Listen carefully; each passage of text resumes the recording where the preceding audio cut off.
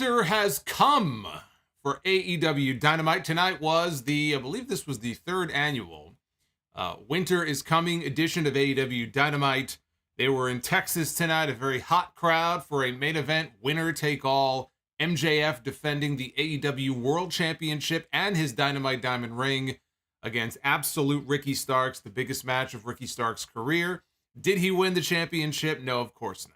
Of course, he did not win the title. But what we did have, besides, a good main event, we had the setup for who is going to be the next challenger for the AEW World Championship. That is going to be Bryan Danielson, the American Dragon. Not a big surprise, given the angle they shot with William Regal a few weeks ago. I think we all expected that Danielson was going to be next in line for a shot at the title. But Ricky went in there tonight. He had a good main event. And my hope coming out of this match is that Tony Khan does not forget Ricky Starks, because the build to this was very brief. But obviously they had that in-ring segment last week that was absolute fire. It's tremendous. MJF always goes out there. He always tears people down on the microphone. Ricky Starks is one of the few who went out there and just ethered him on the mic. But they only had a 1 week build. Realistically, it was a 1 week build. I'd like to see them do more here. The finish they did, MJF kicking him in the balls, rolling him up and pinning him. It does leave the door open for them to come back to this at some point. I hope they do. I will tell you though, last week I was talking about the Diamond Ring and talking about the fact that I didn't really understand why the Diamond Ring was on the line in this match, since the winner of the Battle Royal could pick and choose the date and time in which he would challenge MJF for the ring. So why not keep the two separate? What purpose does it serve? Having now seen the match and having now seen how things played out, I can sit here honestly and tell you I still have no idea why they decided to make this winner take all. Other than the fact that the Diamond Ring purely exists as part of MJF's gimmick. It's pretty clear at this point. 4 years in a row, MJF has won the Diamond Ring. The Diamond Ring ain't going nowhere else. MJF is going to win the Diamond Ring again next year. And if he's still around the year after that, that's pretty clear. But I still do not understand why you wouldn't separate the two. It would give them an easy way to extend this out to a 3-match program if they would have done that. Doesn't look like they're going to go in that direction. But in addition to that main event tonight, we had the 4th match in the best of 7 series between Death Triangle and the Elite. Of course, the Trios Championships are on the line here. Whoever wins this best of 7 series will walk away with the Trios titles. Death Triangle came into this tonight, 2 wins. The Elite, just 1. And after tonight, Death Triangle is up 3 wins, which means the next match is potentially the closer. If Death Triangle can win one more time, the series is over. I don't think anybody honestly believes that this is not going to go to a full 7 matches. But they had a fun match tonight, and they did what we talked about last week.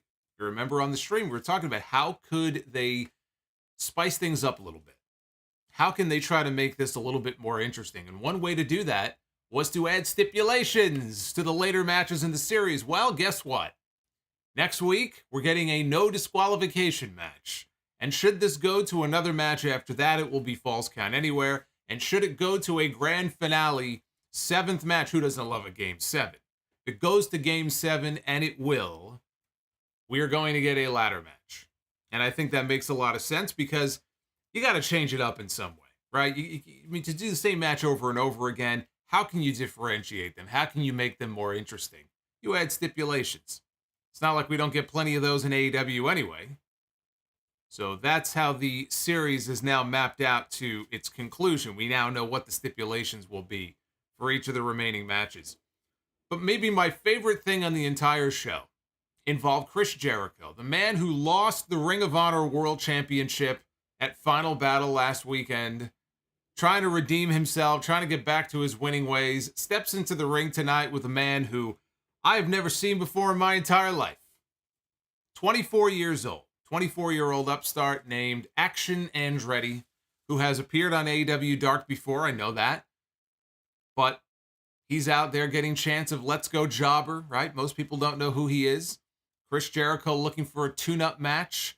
What he got was a loss to Action Andretti, who pulled off the upset of the decade. This was their Razor and 1-2-3 Kid moment on this show. The crowd ate this entire thing up. Jericho beaten by an unknown. What's next for Jericho? Maybe, we had broke-ass Baron Corbin in WWE. We might be getting sad Jericho. We've seen sad Corbin. We've seen sad Okada with the balloons. When he lost the IWGP title a few years ago, we might be getting sad Jericho. Or Bobby Lashley. I talked about the Bobby Lashley angle that he once pitched to Vince McMahon. Fat Lashley. Maybe we'll get Fat Jericho. I don't know. But that was probably my favorite thing on the entire show tonight. That was played to perfection. And it's a great example of how valuable somebody like Jericho can be. Now, do I believe that Action Andretti is going to go on to become this next big thing in AEW? No. Tonight wasn't even about him. You could have put anybody in that spot. It didn't matter. This was not done for Action Andretti. This was done for Chris Jericho to kind of move him along into whatever this next angle is going to be. Now, Tony Khan, of course, could take advantage of the reaction that the kid got tonight and could try to come up with something for him to do to get him some TV time. My guess is he's going to end up right back on Dark. If they wanted to, yeah, they could capitalize on this and they can do something, because now what we do know coming out of that big win tonight is that Action Andretti is all elite. So he is signed, sealed, and delivered. It's not official until you get the graphic. But now he's got the graphic, and so there it is. Action Andretti is all elite. And we'll see if they have anything in mind for him. But like I said, my guess is that this is more about whatever this next angle, this next step, this next phase is going to be for Jericho than it is for him. But congrats to this kid. I thought he looked good. I thought he had a great match. And this was my favorite thing on what overall I thought was a very enjoyable episode of Dynamite. It seemed to kind of move along. It kind of whizzed right along very quickly. There was more I liked on this show than not. So thumbs up on this show tonight. This is your AEW Dynamite Winter is Coming review. Winter is not here yet. Winter comes next week. Would have been more appropriate, frankly, to have this show next week. We're not officially in winter yet, but we're almost there. But it is Wednesday, December 14, 2022. I am the Solomonster. We are trying to get to 72,000 subscribers here on YouTube, but I cannot do that without you. So if you are new here, or if you've just been lurking and you're not yet subscribed, please do go ahead and hit that sub button. Super chats are open. I see a whole bunch of them right in front of my face. I see a whole bunch of green and some yellow, which is nice. As they get higher, of course, the colors get more urgent. I don't see any red, but we see some green and yellow. We'll get to your super chats. Keep sending them on in. They'll be popping up on screen here throughout the evening. And 400 likes is the goal for Be the Booker. If we are going to do the Be the Booker segment later, 400 is the goal that I have set for tonight. If you missed it, because this week has just exploded with news. And so in case you missed it, there was an audio exclusive that went up here on YouTube yesterday on this whole Vince McMahon thing, the Vince McMahon story. It is up here on the channel right now, so if you wanted my quick thoughts, I don't want to wait until the weekend. So if you want a little 15-minute update on the Vince McMahon stuff, my thoughts on that from yesterday, you could find that here elsewhere on the channel. But yeah, it's been a very busy week. But that's Vince McMahon. Let's get his evil face here off my screen. I don't want to see him. I don't want to see him. We're here to talk AEW. So let's get into it here. Dynamite opened with Excalibur. Oh, actually, you know what? I talked about the Chris Jericho thing being my favorite thing on the entire show. This is probably my second favorite thing on the entire show. They opened Dynamite tonight with Excalibur running down the various matches that were on the card for tonight. As he ran down the card, they played a very familiar song. If you remember the old days of the NBA on NBC, and I know many of you do, I have that song stuck in my head. It's a very catchy jingle. It's a song called Round Ball Rock, which I believe was actually composed by John Tesh. Tony Khan posted yesterday on social media that he was so excited to obtained the rights to Round Ball Rock. And so Tony Khan now has ownership of the old NBA on NBC theme song, which he is now using. Now, I don't know how he'll be using this going forward. I hope this was more than just a 1-week thing. I would like to see them use the music the way they did tonight. You have the intro, and then you use it as the music for the intro after the intro. They're playing the song. I'm sitting here in my chair. I'm moving around, man. I feel like I'm watching Ewing and Olajuwon back in the day, back in 94. I'm like a kid again. Brings me back. Actually, I remember watching I think there was an NBA playoff game on when the Bronco chase with O.J. Simpson was happening. I think one was in a little box on the screen. I don't know if the game was on the screen or the car chase was in the box on the screen. I remember that too. But anyway, yes, he now owns the music, and that got me pumped up here for tonight. So we started with match 4 in the best of 7 series with Death Triangle taking on the Elite, Kenny Omega, and the Young Bucks. As I mentioned before, Death Triangle coming into tonight up 2 wins. The Elite just with 1 win coming into the show tonight. Don Callis came out with the Elite. He did commentary for the match. Pac, by the way, still wearing the face shield to protect his very real broken nose. Nick Jackson hit a dive early on onto Pac on the floor and immediately winced and started grabbing his right ankle as if maybe he had twisted it. Taz pointed that out on commentary right away. And so that right there should have screamed ankle alert as opposed to a real injury. And he was still selling his ankle while he tagged out and was standing out on the apron. Brandon Cutler used the cold spray on his ankle at one point, which, Cutler and the cold spray, it's very rare that I'm amused by any of his antics. That amused me. So Nick sat on the ring steps. Trainer came over to go check on him while the match continued inside the ring. As they went to a break, Nick was helped to the back. So effectively, at that point, this became a handicap match. So Matt was isolated throughout the entire break. He countered a somersault DDT by Phoenix into the locomotion sequence that he does, into the multiple Northern Light suplexes where he hits one, flips over, hits another, flips over, hits another. Matt ended up making the hot tag to Omega. Big pop for Kenny Omega when he got tagged into the ring here. And again, by the way, to take it back to the beginning of this series, or one of the early matches in this series, the match in Chicago, that might have been match number 2.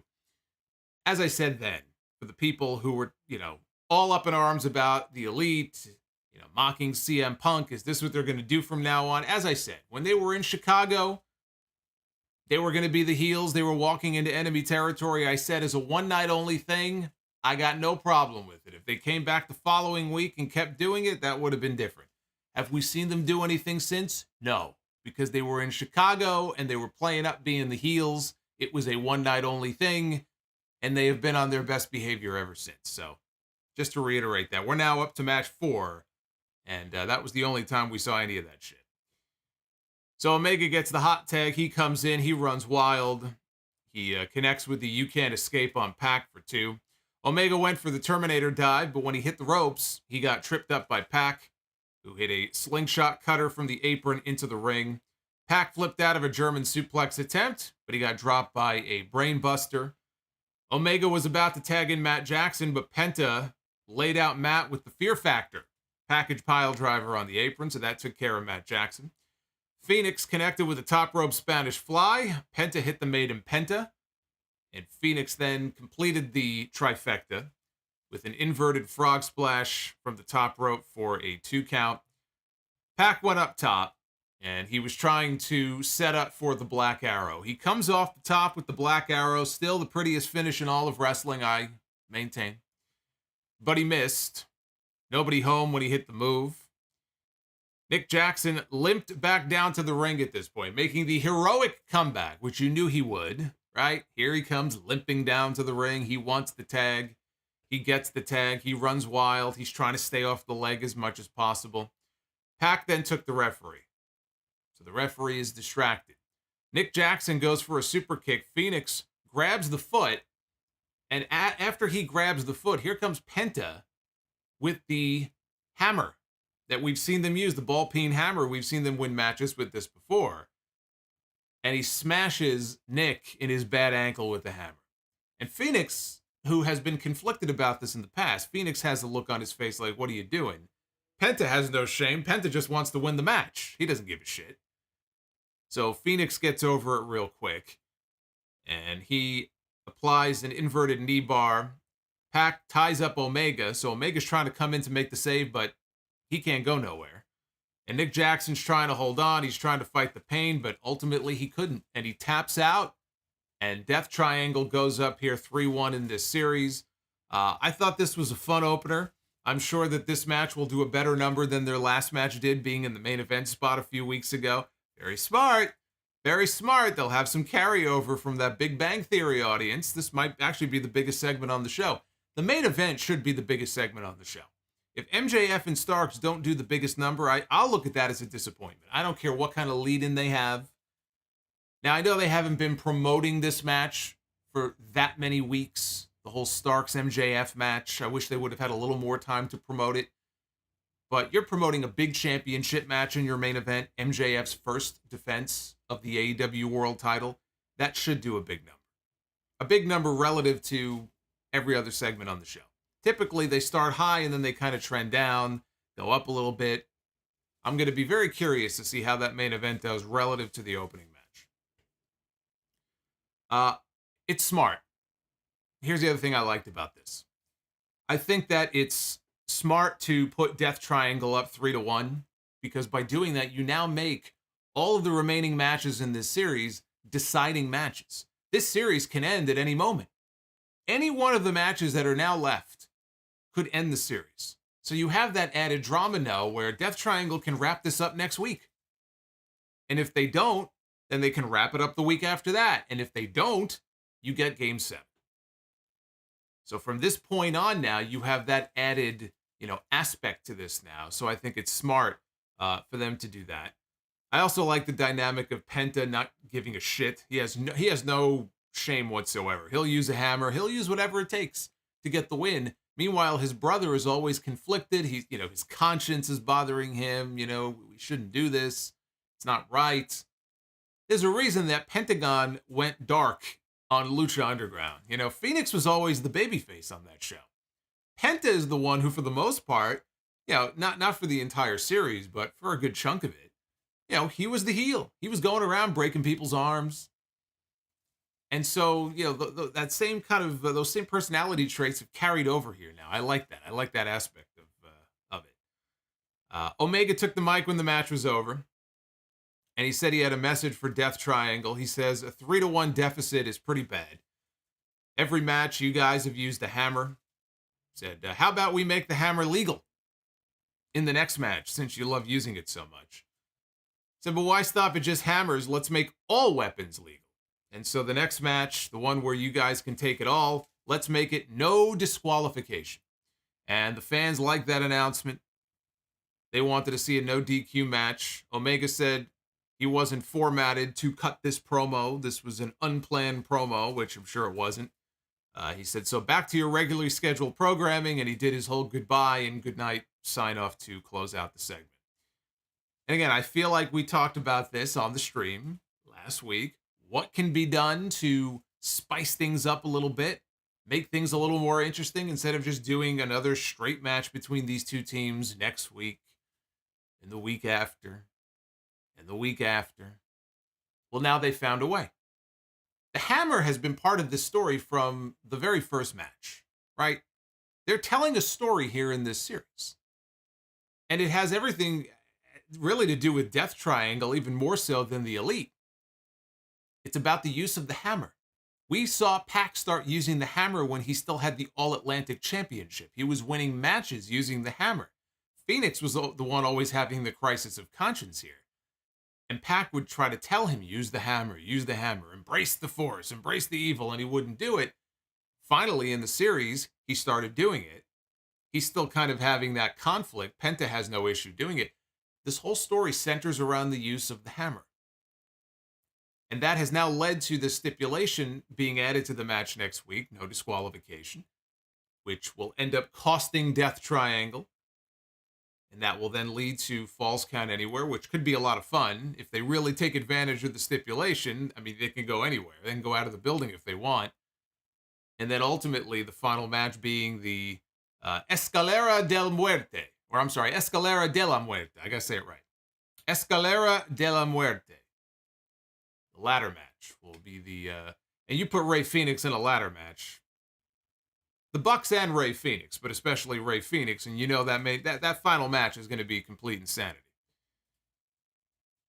So, again, they made that announcement later on saying that Tony Khan has approved of those added steps, but I enjoyed this. I thought this was a fun opener. Alex Marvez was in the back with MJF ahead of his winner-take-all battle later on tonight with Ricky Starks.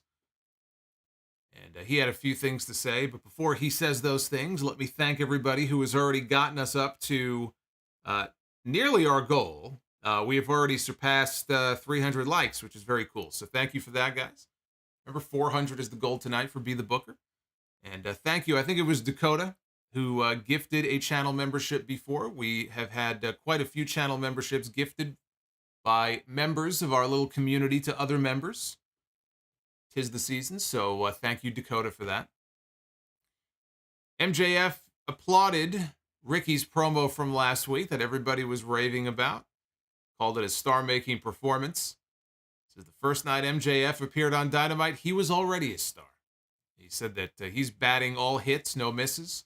How many hits has Ricky made? He says at the age of 26, MJF is the most talked about person in the business. He said, "You're welcome for the rub, Rick." Then he mocked Ricky's upbringing, how he moved to the dumpster fire known as Texas and had to eat out of his car. Of course, everybody at home, he says, loves Ricky. He says everybody in Texas, everybody in the building tonight loves Ricky. He says, then he says, there's me. I was born with a silver spoon in my mouth. He says, I'm rich and I'm attractive and I'm funny and I'm witty. He goes, I'm better than everybody. He says, you want to talk about pressure? He says, I have none. I'm the champ. He goes, I'm already the guy. I got the title. I got the ring. He's got everything. There's no pressure on him. He goes, all the pressure is on Ricky because tonight is make or break. He's out there trying to prove himself. He's out there trying to prove that he belongs. He's out there trying to become the world champion. All the pressure is on his side. He said that he's got none.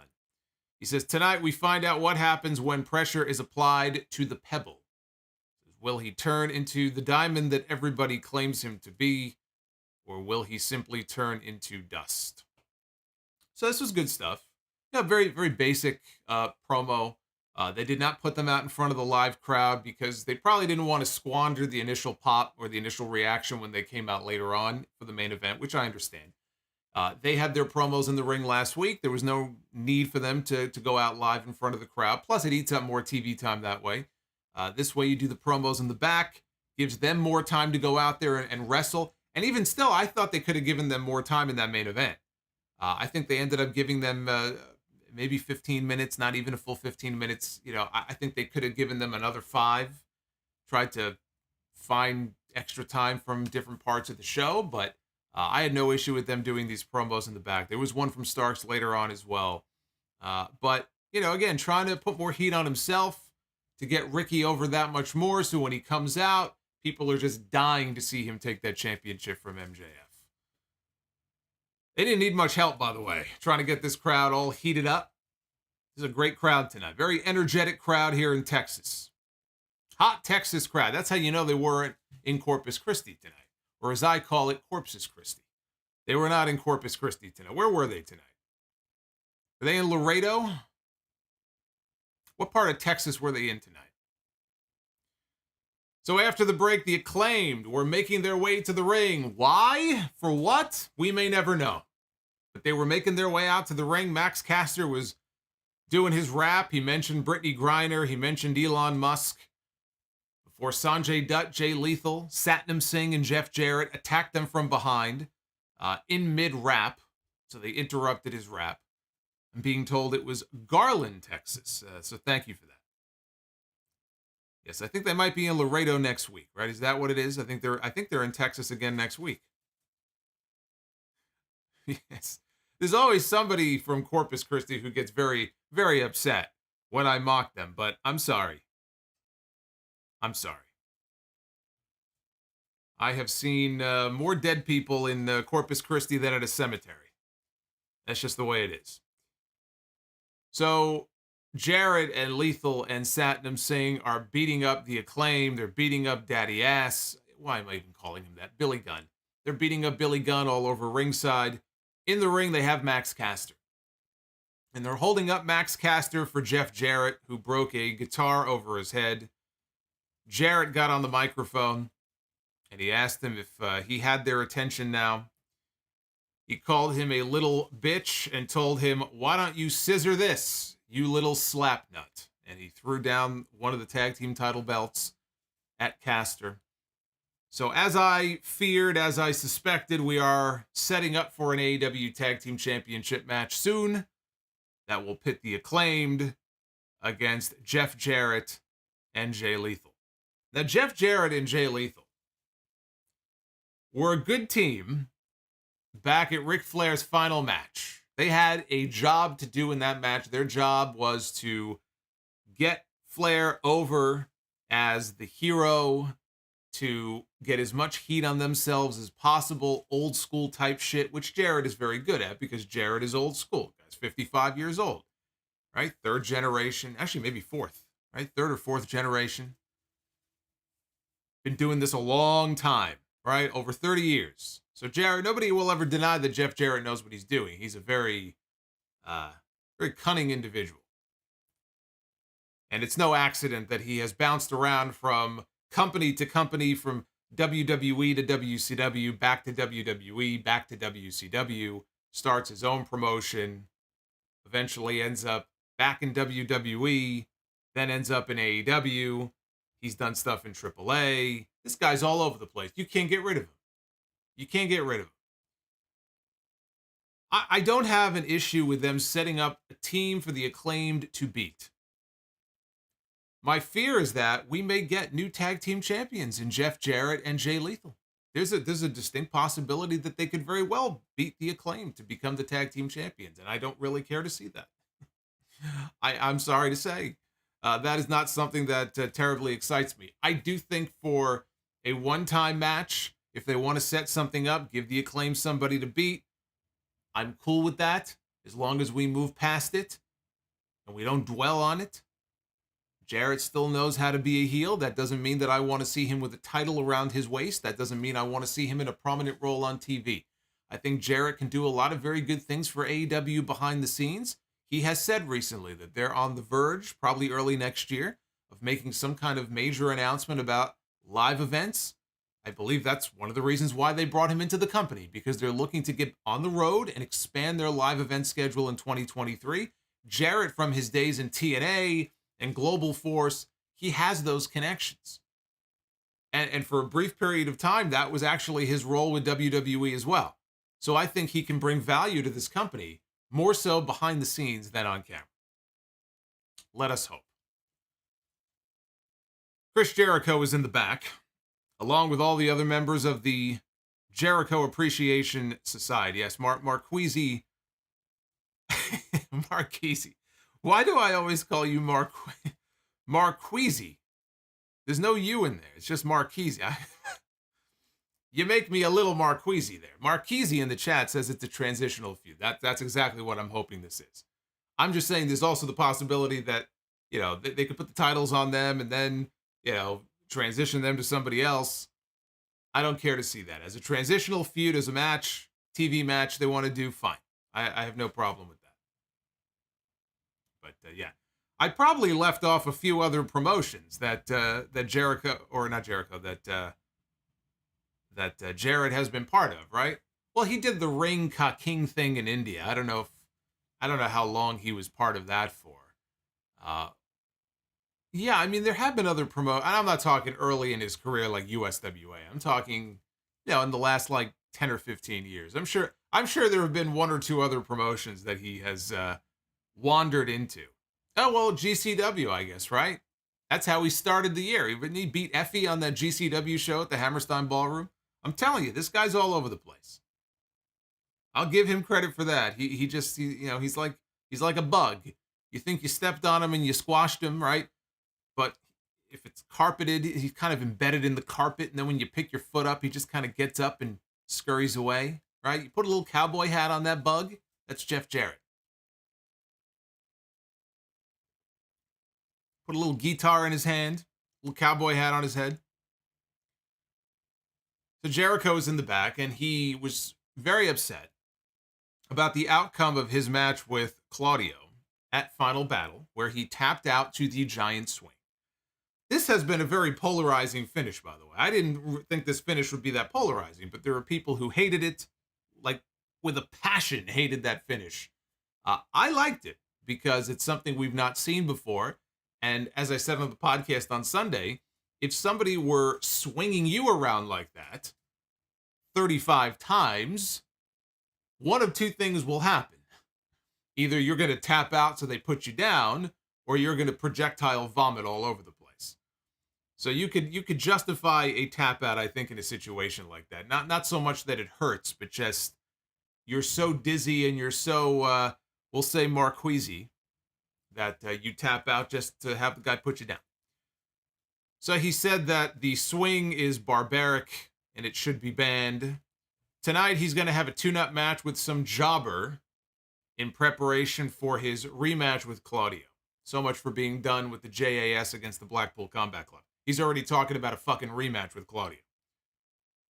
Tony Schiavone then pointed out that Daniel Garcia lost his Ring of Honor Pure Championship. So Jericho is not the only member of the JAS to lose one of his ROH belts on Saturday. And before Daniel Garcia could respond to Tony Schiavone, Jericho cut him off and said, look, you never should have lost that title to Wheeler Yuta. He goes, you're better than that. But that's okay. He just needs a little bit of mentorship. And he says that he wants Garcia to shadow his elder, Sammy Guevara. Now, Sammy Guevara has to be older. Yeah, I mean, Sammy Guevara is probably, I don't know, at least 3 or 4 years, maybe 5 years older, I would guess, than Daniel Garcia is. So he is going to be the elder that Garcia now has to shadow. And Sammy was, very happy about this because now Garcia is supposed to do whatever Sammy tells him to do. So Sammy looked very happy and he challenged Jon Moxley to a match on Rampage this Friday. Jake Hager ranted in the background about his stupid bucket hat. So we're back to teasing problems with Daniel Garcia and the JAS. After getting away from this for weeks, they're kind of circling back around to it now. Looked like they had dropped the whole thing. We had the Machine, Brian Cage, with his newly won Ring of Honor 6-man tag team title around his waist, and Prince Nana in his corner taking on Jungle Boy Jack Perry, who eliminated Brian Cage from the Dynamite Diamond Battle Royal last week, hence the reason why they were doing this match tonight. Before people start criticizing, why are they doing a random match? Why are they doing a random match? Not random at all. It's actually a backstory to this match. Can I just say, by the way, before I even get into the review of this match here, that it's good to finally see Tony Khan making use of Brian Cage. Like, you don't even have to be a Brian Cage fan. I know some people aren't. But he's been under contract, I feel like, since day one, right? Or not day one, but since 2020, maybe around May of 2020. So for the majority that AEW has been in existence, Brian Cage has been under contract.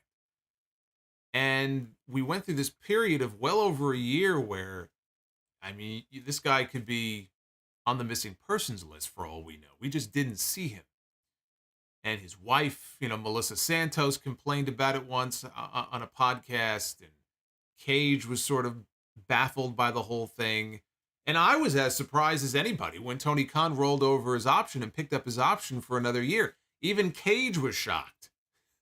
Brian Cage himself was preparing for life after AEW and was ready to leave. He was ready to bounce. And when he found out that Tony Khan was renewing his or exercising his option to keep him around for another year, he was as surprised as anybody. And then even then, Tony Khan still wasn't using him. We never saw him on TV. We have seen Brian Cage now more in the last 2 months than we have in the last 2 years on AEW television, but at least now they're making use of him, which is good to see. So Jungle Boy had the advantage early on. Cage took control heading into a commercial break. Jungle Boy was trying to fight back. He hit a lariat, which Cage just no-sold and totally absorbed it.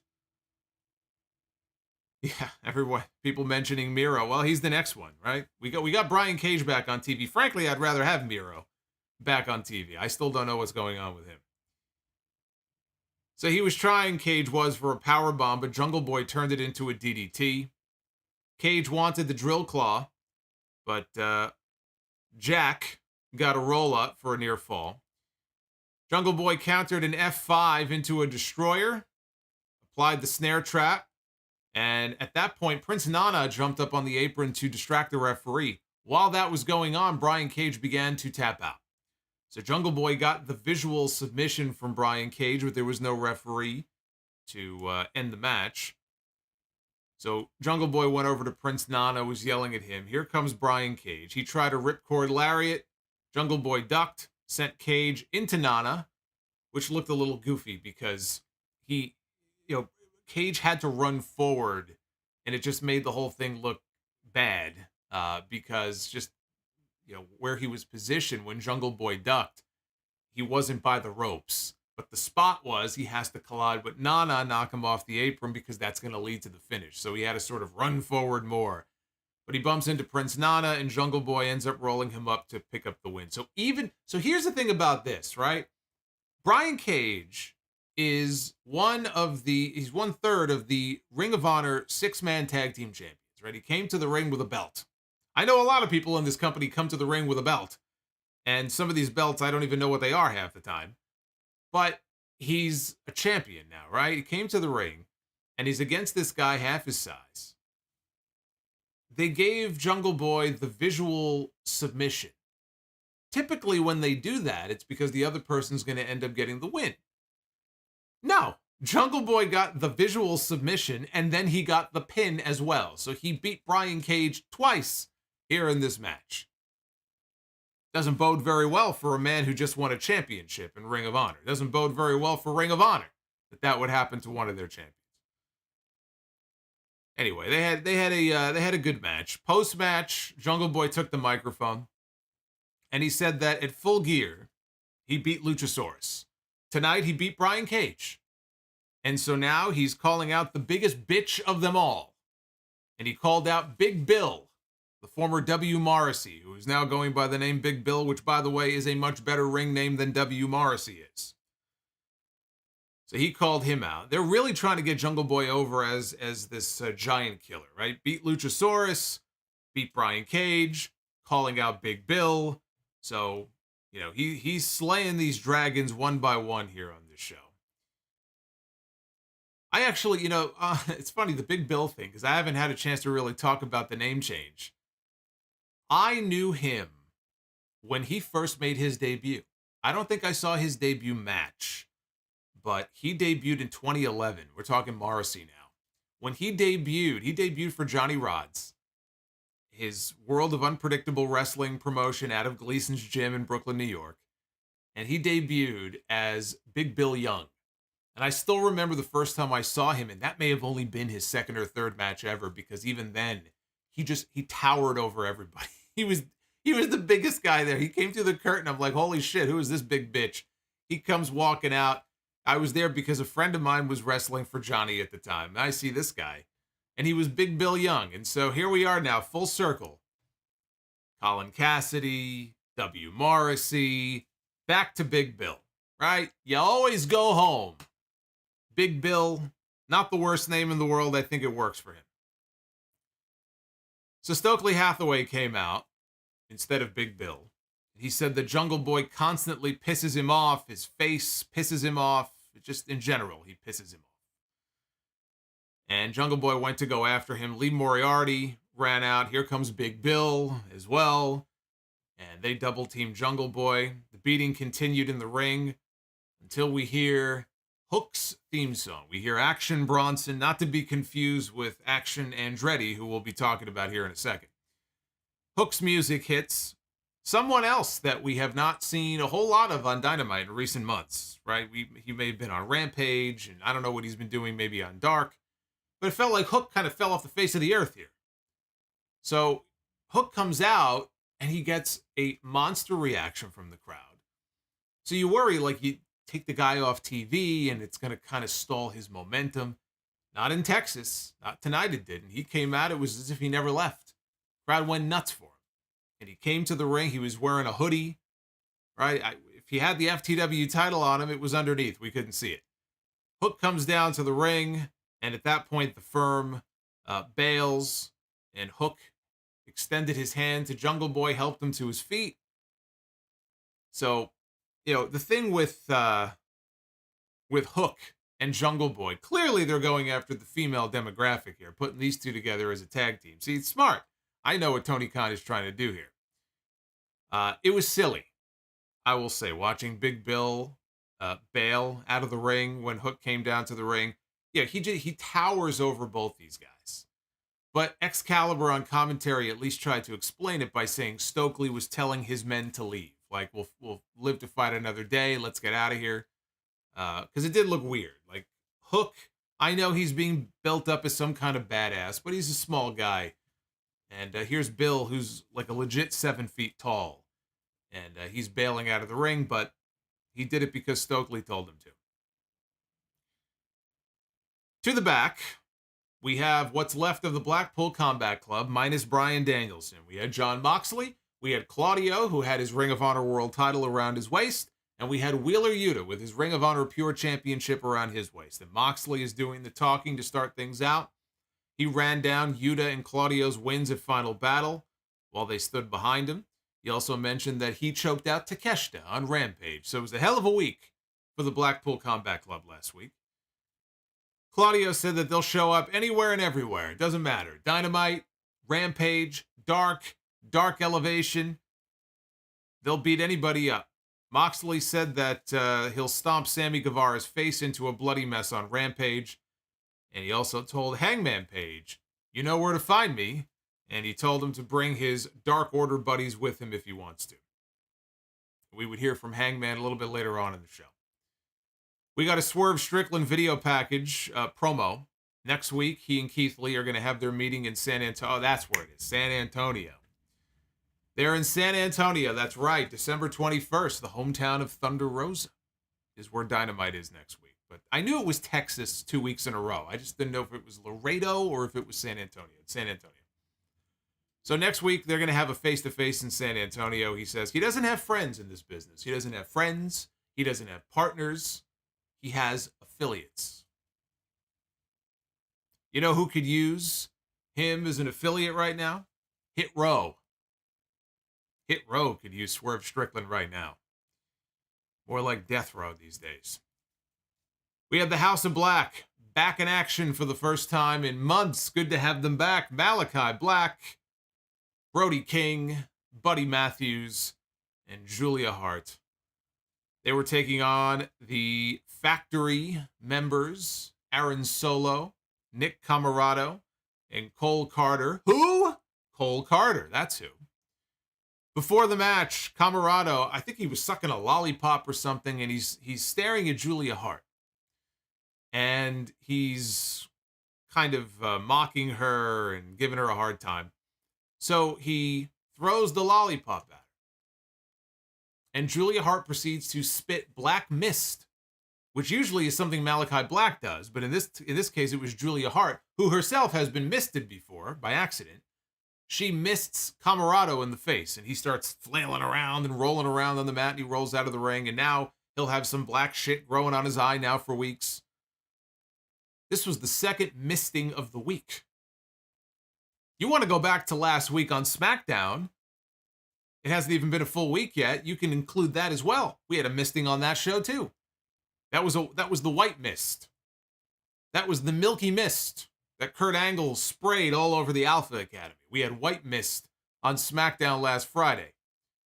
But on Monday night, we had Asuka with the blue mist that she spit in Dominic's face. Remember when Dominic was also, he was in a bad way. He was flailing around. Mommy, it burns, mommy, it burns. And Damian Priest said, well, better than some other areas on your body that could burn. That's still the line of the week, by the way. Shout out to Damian Priest with the line of the week on any wrestling show.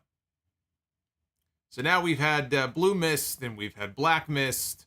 I haven't watched the New Japan Tag League finals yet from earlier today. I know Carl Anderson retained his never open weight title. He's going to the Tokyo Dome. He's going to defend against Tama Tonga. Maybe somebody sprayed red mist on the show today in Japan. I don't know. I didn't see it. But a big week for the Asian Mist here. So the House of Black attacked the factory members before the bell. They beat them up outside the ring. As they were beating them up, Malachi Black is just sitting in the corner of the ring, just kind of staring off into the distance while this assault is taking place.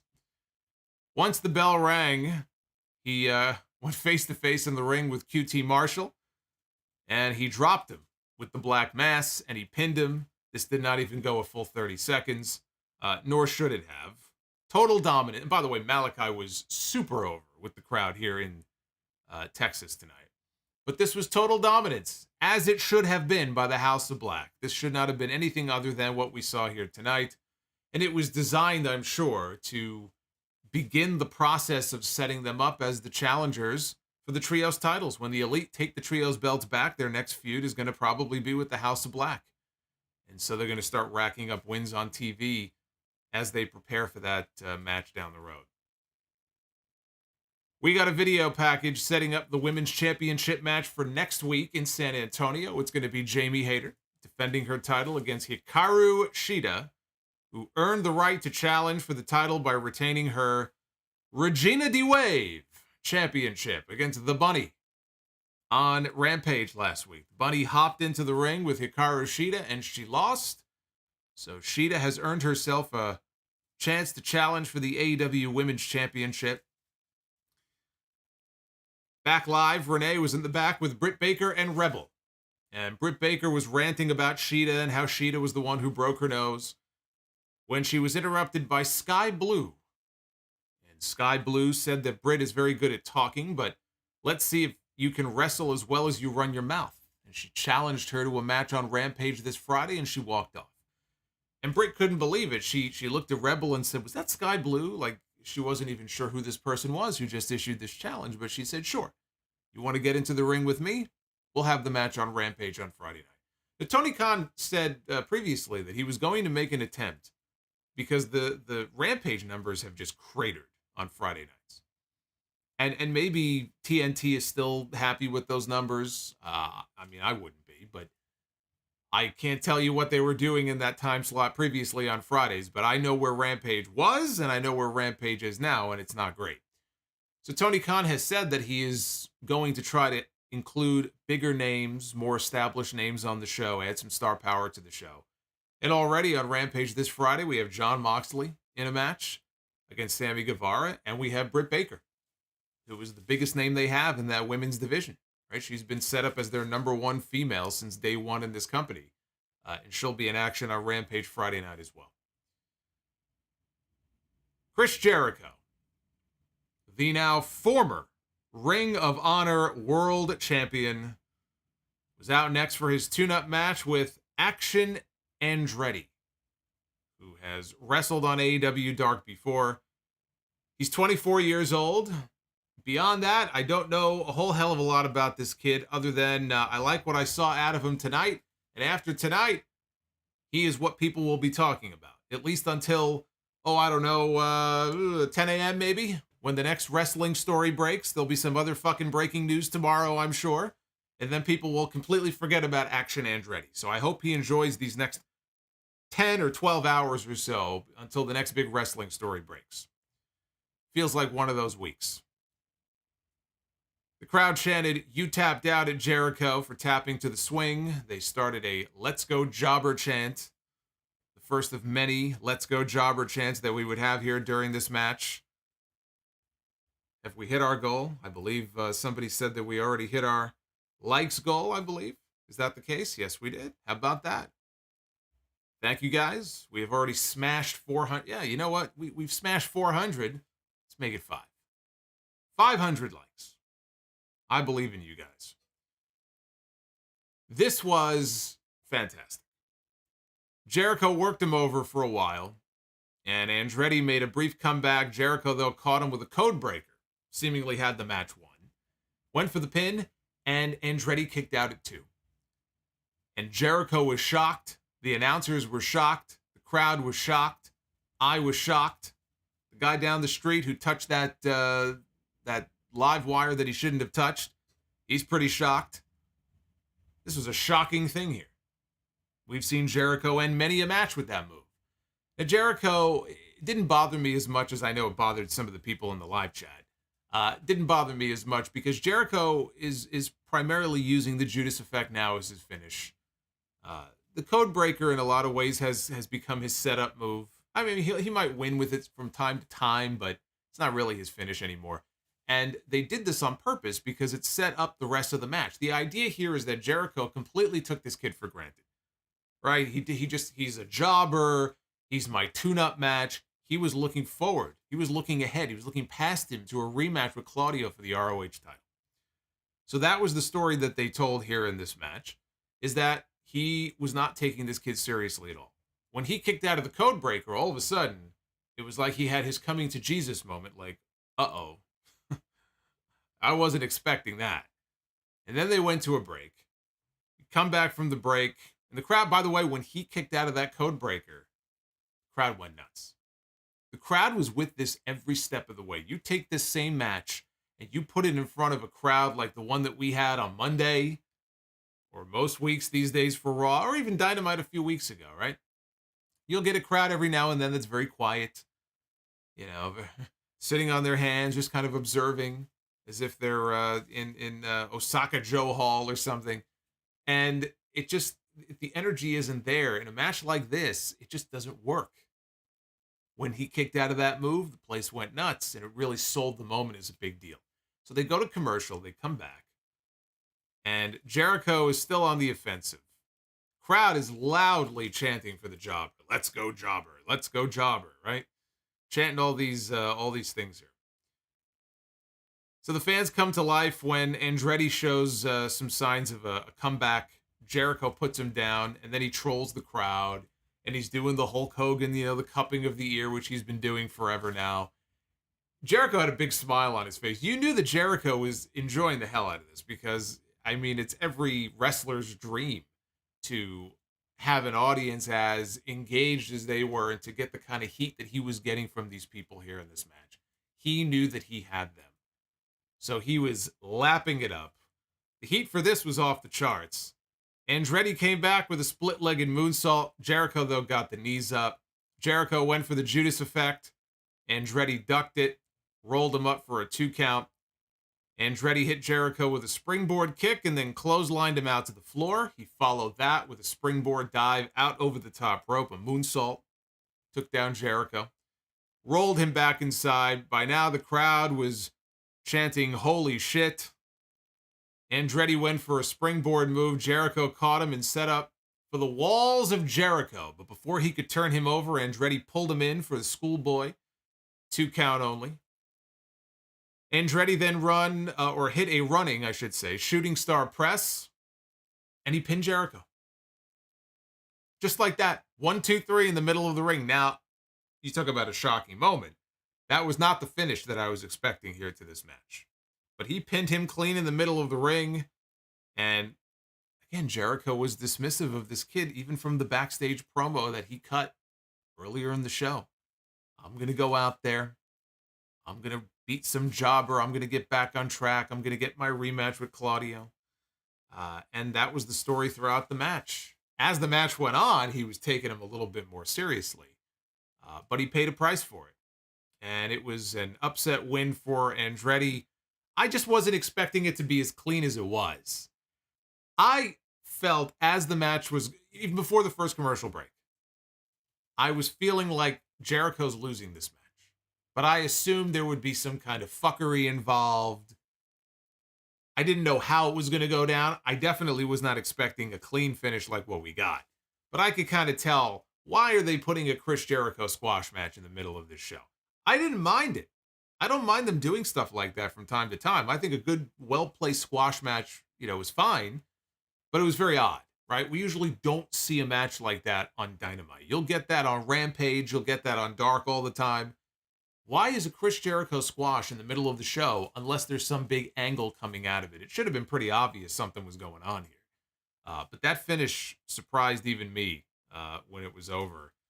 And we'll see what angle they're doing with Jericho now. Maybe he's down on his luck. He's going to go on a losing streak. Maybe he'll grow a beard. Who knows? As long as he doesn't get the rematch with Claudio that he was teasing, because they promised us that the JAS BCC stuff was over and done with. I'm going to hold them to that word.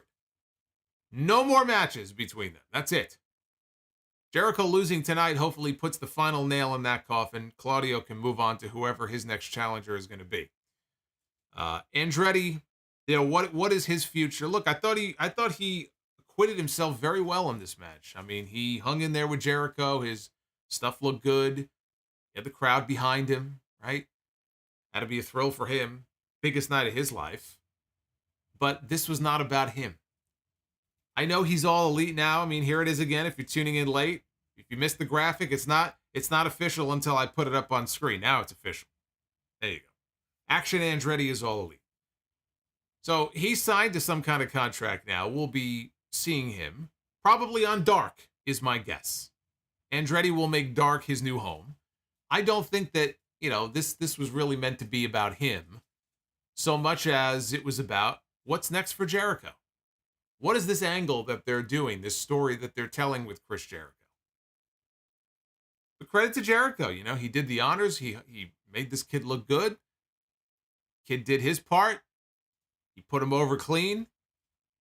The heat for Jericho here was off the charts, which is why this worked so well. Didn't even matter who the other person was. This was their version of the 1-2-3 Kid upsetting Razor Ramon on Monday Night Raw. And it worked. So I enjoyed this. I enjoyed this a lot. This right here was my favorite thing on the entire show. Ricky Starks was backstage. He had an opportunity to respond to MJF's promo from earlier. He said he woke up knowing that he's the man. Tonight he gets his shot. He thinks it's fitting that this is happening in his backyard. He feels as prepared as the first day that he got here. He said that he's had a long road. He broke his neck. He sat at home. He made sure that he would make it here to tell us that he would win the championship because for him, there's no other options. He says he paid his dues for 11 years and all that comes to a head tonight. Last week was nothing new to him. He says he does this in his sleep, letting people know who he is since day one. From head to toe, he's the man. And he'll prove to MJF why he is the coldest MFer that you have ever seen. He says, don't forget the name, because nobody is going to forget this face. Again, big moment for Ricky Starks. Tonight was the biggest match of his career. I started following him from the NWA Power days, and even then I said, man, this guy's got something. When he talked on the mic, just the way he carried himself. You know who reminds me of Ricky Starks, actually? And it's somebody who I think WWE is crazy if they don't sign. He just had a tryout, so I think it's only a matter of time until we hear the news that he's been signed, is KC Navarro.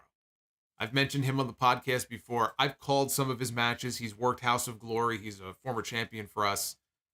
He's on the smaller side, kind of the same size as Ricky Starks, maybe even slightly smaller, but he's a tremendous talent, not just in the ring, but just, again, you talk about star presence and just knows his character and so sure of himself with a microphone in his hand. He kind of reminds me of Ricky Starks in a way, in a good way. But the first time I ever saw Ricky Starks, actually, it was not NWA Power. The first time I can remember seeing Ricky Starks, and if I'm wrong, I want somebody to just correct me. It was with The Undertaker. And you might be wondering, what the fuck? Why would Ricky Starks be with The Undertaker? I want to say that it was one of the episodes of his reality series, the documentary series, The Last Ride on the network. It had to, I'm almost positive it would have been one of those episodes. Starks must have been brought in as an extra.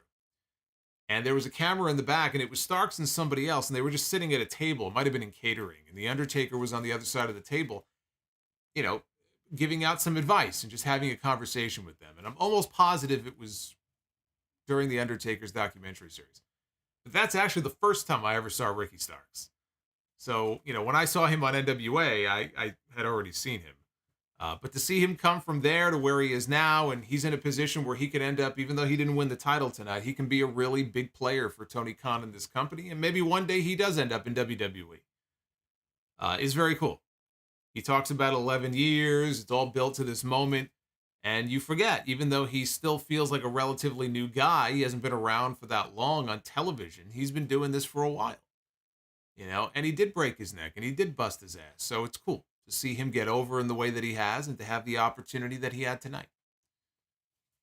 Hey, David, thank you for the sub. David is a new channel subscriber. That's right. Tab says the first time that they saw Ricky was when Ryback bullied him. That's right. There was a segment with Ryback as well on WWE television where Ryback, it was in the back. Also might have been in catering. And I think he bullied him. He might have thrown some food on him or something. That's right. Yeah, he was an extra a few times for WWE. But we got a recap video for FTR and the Briscoes Part 3, the dog collar match from Final Battle last weekend to complete one of the best wrestling trilogies that you will ever see.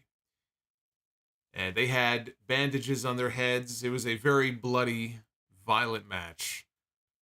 And Dax Harwood brought up Colton and Austin Gunn coming after them and how they want to take the shine away from FTR. They want to kill their legacy. They said, well, boys, you've got our attention.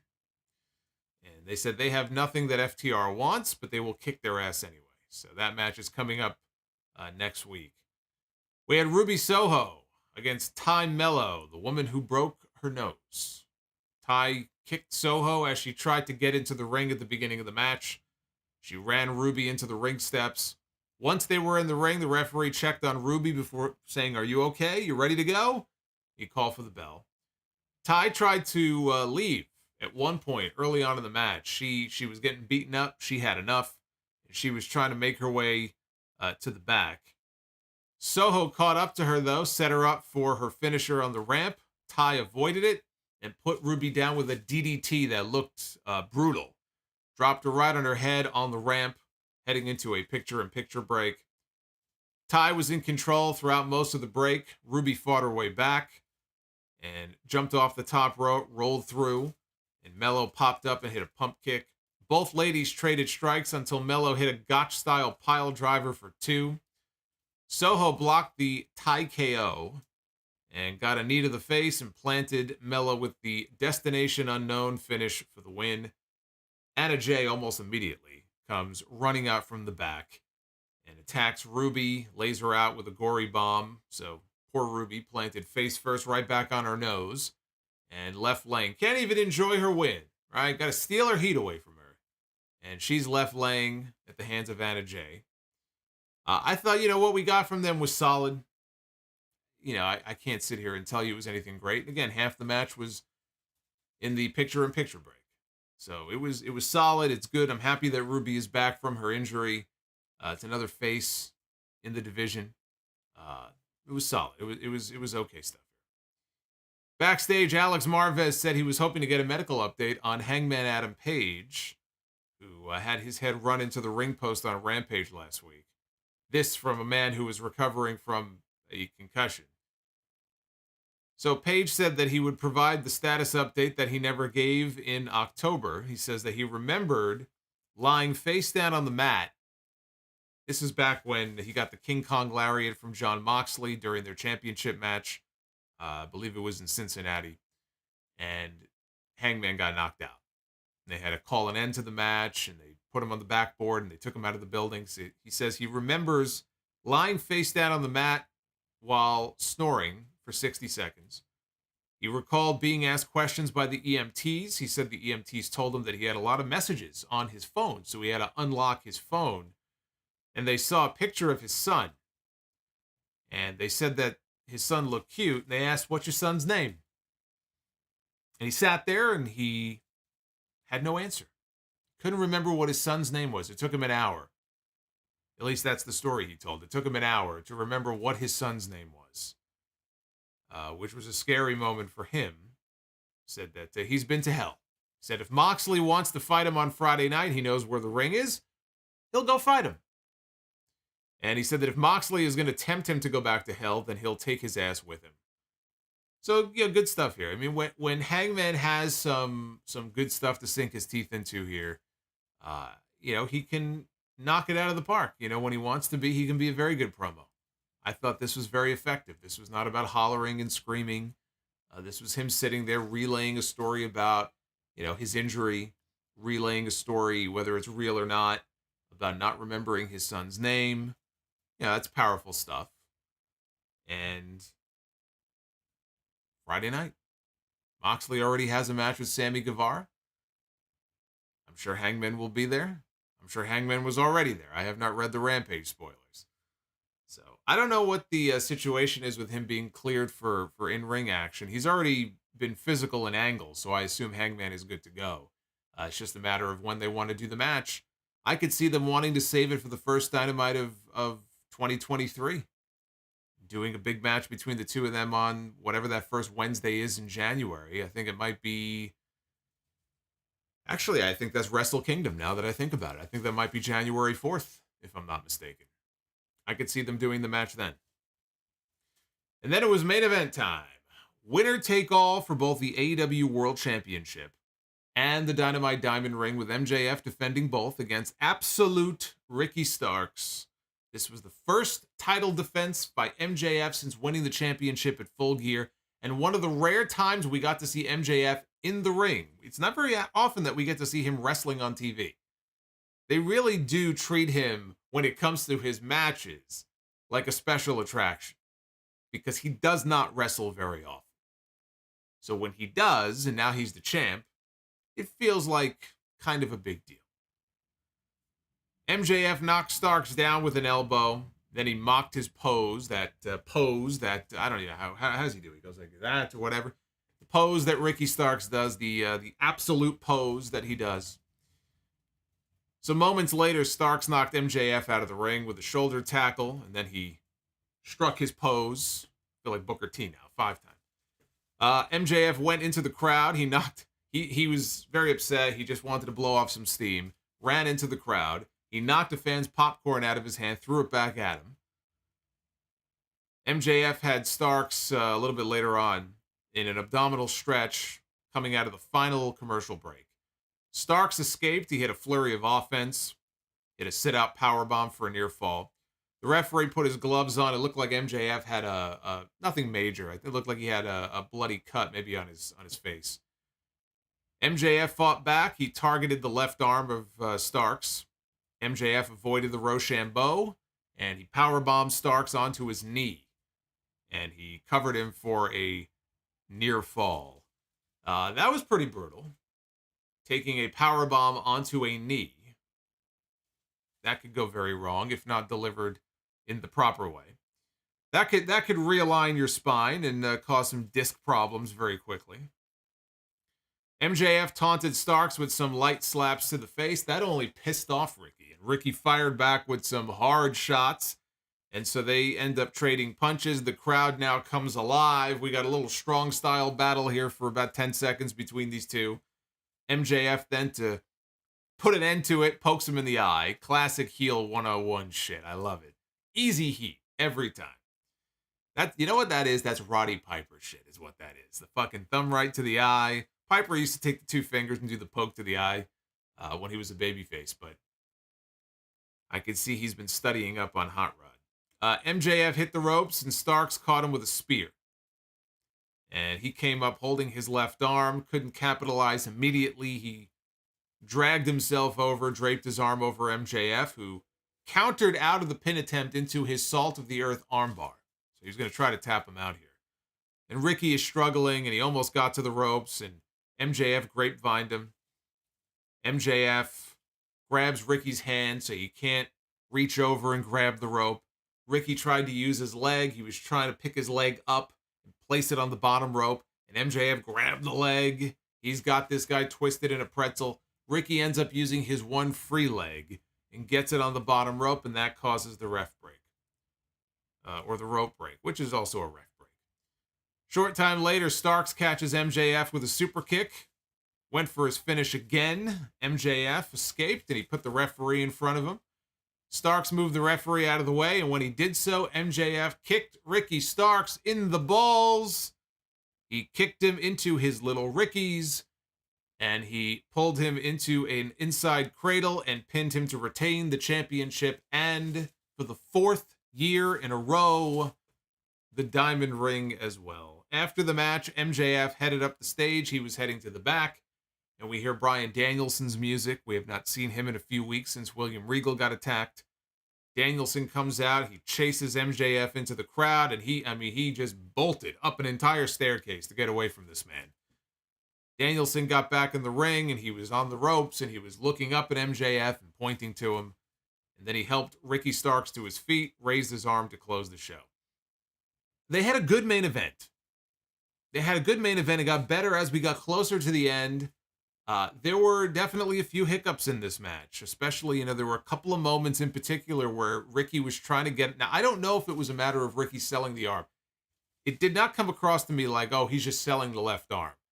It looked like he was trying to pick him up in position for the Rochambeau, and he couldn't get him up. He was not able to get... And it's not that he can't. We've seen... my God. I was in Arthur Ashe a few months ago when they had their match on Rampage, and Ricky got fucking Powerhouse Hobbs up for the move. And that impressed the shit out of me. But just, he wasn't able to get him up, didn't get a good grip, whatever it was. It kind of looked a little botched. There were a couple of moments like that with Ricky here in the match. So, again, it didn't ruin the match or anything like that. But between that and the fact that I think they really would have benefited from at least another 5 minutes, right? This is a big championship match. I think you could have given them a little bit more time. And then, of course, the cheap finish, which is classic MJF. He has to cheat to win every single match. So how many times have we seen him hit somebody with a diamond ring, kick somebody in the nuts? All those things together, I thought it was a good match, but not at the level of what I think these two are capable of if you really kind of let them go out there for 20 minutes and just tear it up. I think if they revisit this down the road, and that finish, they left it open to come back to this because he had to cheat to win. I guarantee you these guys can come back and have a better match than the one they gave us tonight. What we got here, though, I thought was good. The crowd was with Ricky all the way. He had the hometown advantage, so that helped. They badly wanted to see him win, both because they liked him, but because they hate MJF. One of the only guys left in the wrestling business who actually seems like he does not want to be liked. He does not want to be liked. He does not want to be cheered. Jericho's talked about this at some of the media scrums. He's told MJF, you're going to be a babyface, whether you like it or not at some point. Because MJF went to him and said, dude, what do? I don't want to be a babyface. He genuinely does not want that. He wants to be hated. He wants to be a heel. And he's able to get genuine heel heat when he's out there. So if you have a babyface that people even marginally like, they hate MJF so much that they're willing to get behind that other person and really kind of, root for them and be loud for them because they desperately want to see MJF lose. That's a classic heel right there. So I think that, he can go out there and have a lot of fun matches like that against some of the other baby faces on the roster. So, it was the usual cheap heat finish. It allowed Starks to save face. It allowed him to save face because he did not get pinned clean. He did not tap out, which I thought he might, to the salt of the earth. MJF had a cheat to win. It leaves the door open for them now to revisit this again in the future. Bryan Danielson, he came out after the match, when the match was over. Right? He didn't interfere in the match or anything like that. He didn't cost Ricky Starks the match. They waited until after the match was over. He raised Ricky's arm. He put him over. When the show was over, that was our closing moment. The two of them embracing. Bryan Danielson showing respect for Ricky Starks. If this were WWE, Starks would have vanished. It's like the ring would have opened up and would have swallowed him. It's like, where'd he go? He disappeared. How many times have we seen that? Somebody runs out. The guy that was in the ring, he just vanishes. He's gone. Nobody knows where.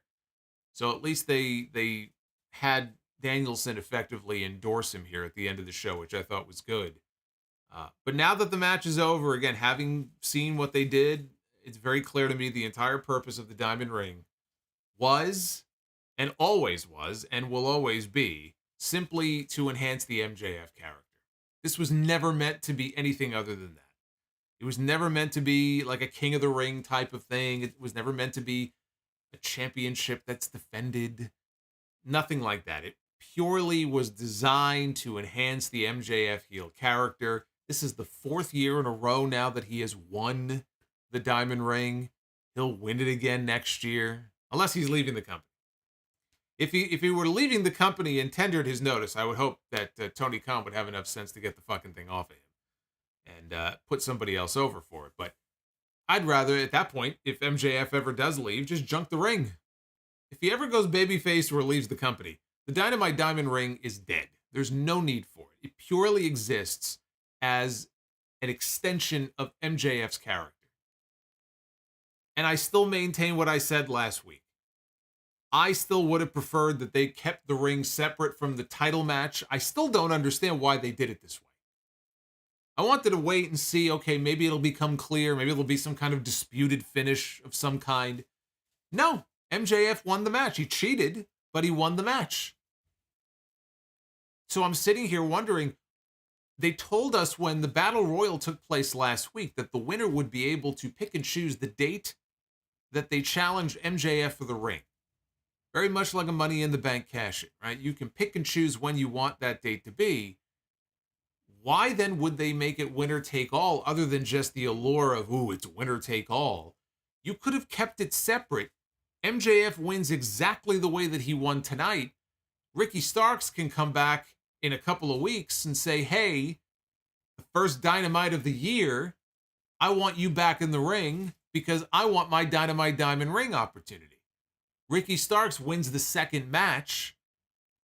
By doing that, he's now beaten the champion, which necessitates the need for a third match. You get a 3-match program out of it, and then you can begin the build to MJF and Bryan Danielson. So you get 3 matches out of it instead of 1. And by the way, you don't even have to do it all at once if you don't want to. You could have done the same thing and had that match between them later on. Wait till after the Danielson feud. Do it in March. Do it in April.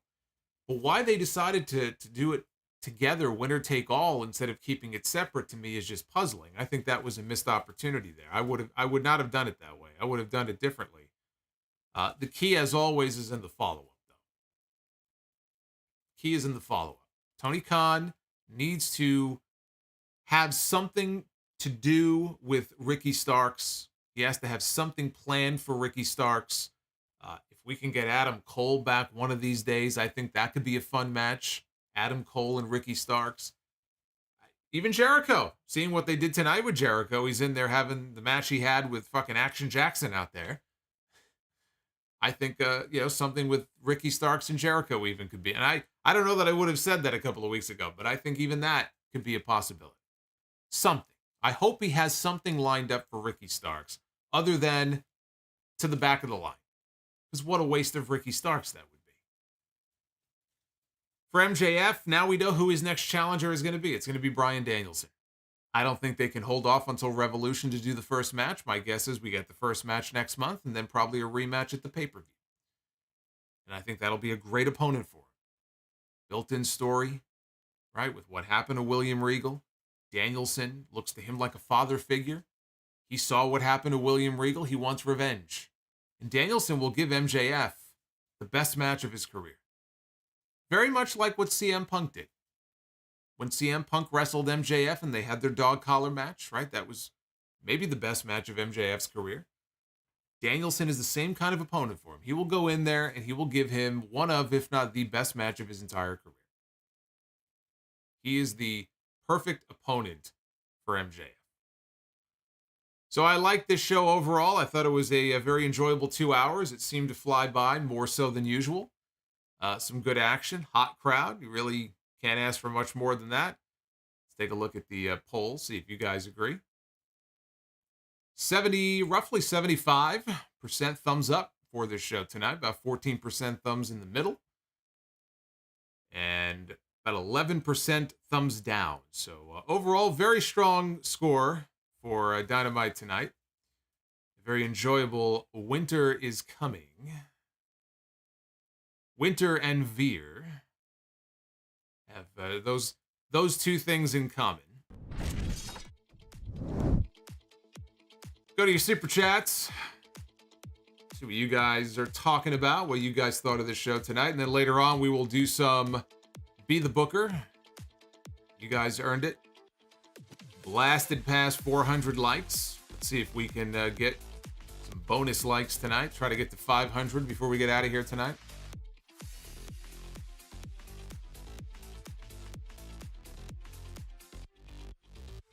We begin here with Winter's Paw, who I know has dropped a few super chats. Winter's Paw says, I miss Vince McMahon. At least we got fun stuff like the RK Bro spelling bee. With Triple H, not only is Raw bad, it's boring with boring people. And he says, I knew Triple H would try to placate to the IWC more than Vince, and it wouldn't work. And look at Raw ratings. Vince was right about not listening to the nerds. Winter's Paw clearly unaware of the fact that prior to his dismissal, Raw ratings were also the lowest that they have ever been. And we had to sit through years of shitty Raw after shitty Raw after shitty Raw. So if your solution to the problem is to bring back Vince McMahon, the cause of said problem, that's not a very good solution. That is a terrible idea. Whatever you think of Triple H, Vince McMahon is not the answer. Fire Panda. I was super confused as to why they would take the title off of Mandy. Now seeing what she got fired for and the reason why she was fired, it makes sense. I said that on Twitter earlier. It became very clear why they rushed right into a match with Roxanne Perez on NXT last night. Food Hive. Got VIP floor seats helping someone for my first show. Very cool. I forgot that being in Texas and all, that you might possibly be going to the show.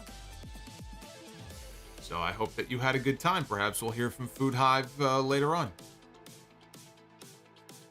Winter's Paw again with $2 super chat. Raw and NXT needs to leave USA and go back to 2 hours. Well, NXT is already 2 hours. I assume you're talking about Raw. That is something that you and I can agree on, Winter's Paw. Raw should go back to 2 hours. Food Hive again with a 1999 super chat. Admit it, you snitched on Mandy Rose to Papa H as revenge for her screwing you out of your WWE Championship on Sound Off Gamer. Petty Solomonster, why, you may ask? Never forget that you carry water for WWE. Oh, I know, of course I do. I carry water for WWE, except the days where I'm carrying the water for AEW. I carry so much water, my God. I mean, I'm surprised I don't have 24-inch pythons like Hulk Hogan. I carry so much water. It's so heavy. Tyler says, do you see Mandy returning at the Royal Rumble? No. No, I do not. Mr. Backshots here, $2 super chat. Do you think that you will be 50 before the JAS BCC feud ends? No, I'm hopeful it's over now. I'm gonna hold them to their word. They said that this would be the end of it. I'm gonna hold them to that. I think it's over. Joseph Brooks, buy or sell on who was the best GM, Dario Cueto or William Regal? Two very different types of GMs. I mean, Dario wasn't a GM. He was the, what was the word they used for him? They used a word. I forgot what the word, not impresario. They used a certain word for him. But I love Dario Cueto in that role. I gotta go Dario on that. I've never seen a general manager or wrestling authority figure personality on one of these television shows utilized as good and in as realistic a way as Dario Cueto. The way it was shot, the way that he performed in his scenes, I just thought it was perfect. I miss it. I miss that show. I miss him as the authority figure. I know, MLW brought him in. They were doing some of the Azteca Underground stuff. I saw a little bit of that, but it's hard to recapture that magic. It's not the same. It's just not the same. Thomas Colella with the $10 super chat. That match reminds me of 1-2-3 Kid against Razor with Action beating Jericho. Also, the WWE releases Mandy Rose because of racy picks, but make her act that way on TV. I don't understand WWE sometimes. I have a lot of... I have things to say about that, which I will save for the podcast on Sunday, because I'm sure more information is going to come out in the next few days. I'm not... I see these hashtags, free Mandy and save Mandy, and I'm not jumping on that bandwagon. I can't jump on WWE the way that people are jumping on WWE. And I will explain why. Tyler, how did you like the Vince McMahon documentary? I thought it sucked. I didn't know. I already saw it. 85% of it is just clips from Dark Side of the Ring episodes. I thought it was a waste of time, is what I thought it was. Joseph Brooks, buy, rent, sell on these masked big men, and who was best in the ring and had better matches. Kane, Abyss, or Matanza? Rest in peace, Lucha Underground.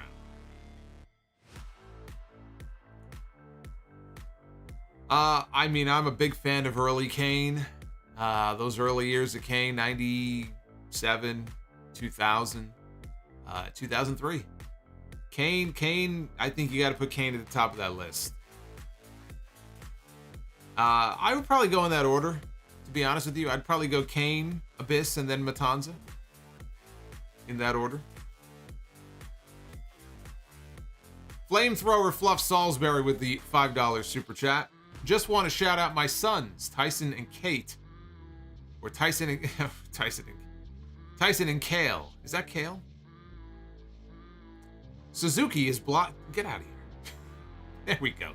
I blame Minoru Suzuki for that. He was blocking my view. Just want to shout out my sons, Tyson and Kale. They are coming home for Christmas, and they are bringing me to the SmackDown that Cena is returning at. Well, that's very cool. That's December 30th in Tampa. That is very cool. Very nice of your sons to be doing that. So I hope you enjoy the show. Maybe you'll stop by the live stream that night when the show is over. Justin Jack. Should Darby take the title from MJF? You know, I pitched that idea once. I said that Darby, I think, would be a fine choice. I think I said that after the match they had at Full Gear last year, that I could see that being a championship main event one day. They opened the show last year. I could see them closing a pay-per-view one day. Darby, of late, has not been booked in a way that, he's ready for that spot just yet. Do I think that later next year, because I think MJF will have a lengthy run, do I think later next year you could have an all-out or a Full Gear headlined by MJF and Darby Allin? Absolutely. Would he be the one that I put the championship on? Possibly. I think there may be a few good options to consider here. There are people who I would like to see hold that title, but they're heels right now, so it wouldn't make sense for them to be the one to beat MJF. Darby would be pretty high up on my list. Fan favorite. He's wrestled MJF before. He's had good matches. I think the crowd would easily get behind him. He's kind of one of the OGs, like MJF, of this company. Young pillars. Call him whatever you want. I would definitely consider Darby for that spot. Absolutely. But, what about Wardlow? What about somebody like that? What about Ricky Starks? Like I said, there's a few good options if they're built up well enough. A year from now, you can look at any of those three as potential future world champions in this company. Food Hive, Tony gave us a cracked out promo on how loud we are. Yes, but did he talk about 9 days?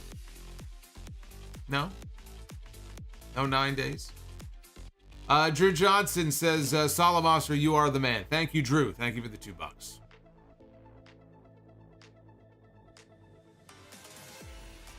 Shin Superkick Akuma.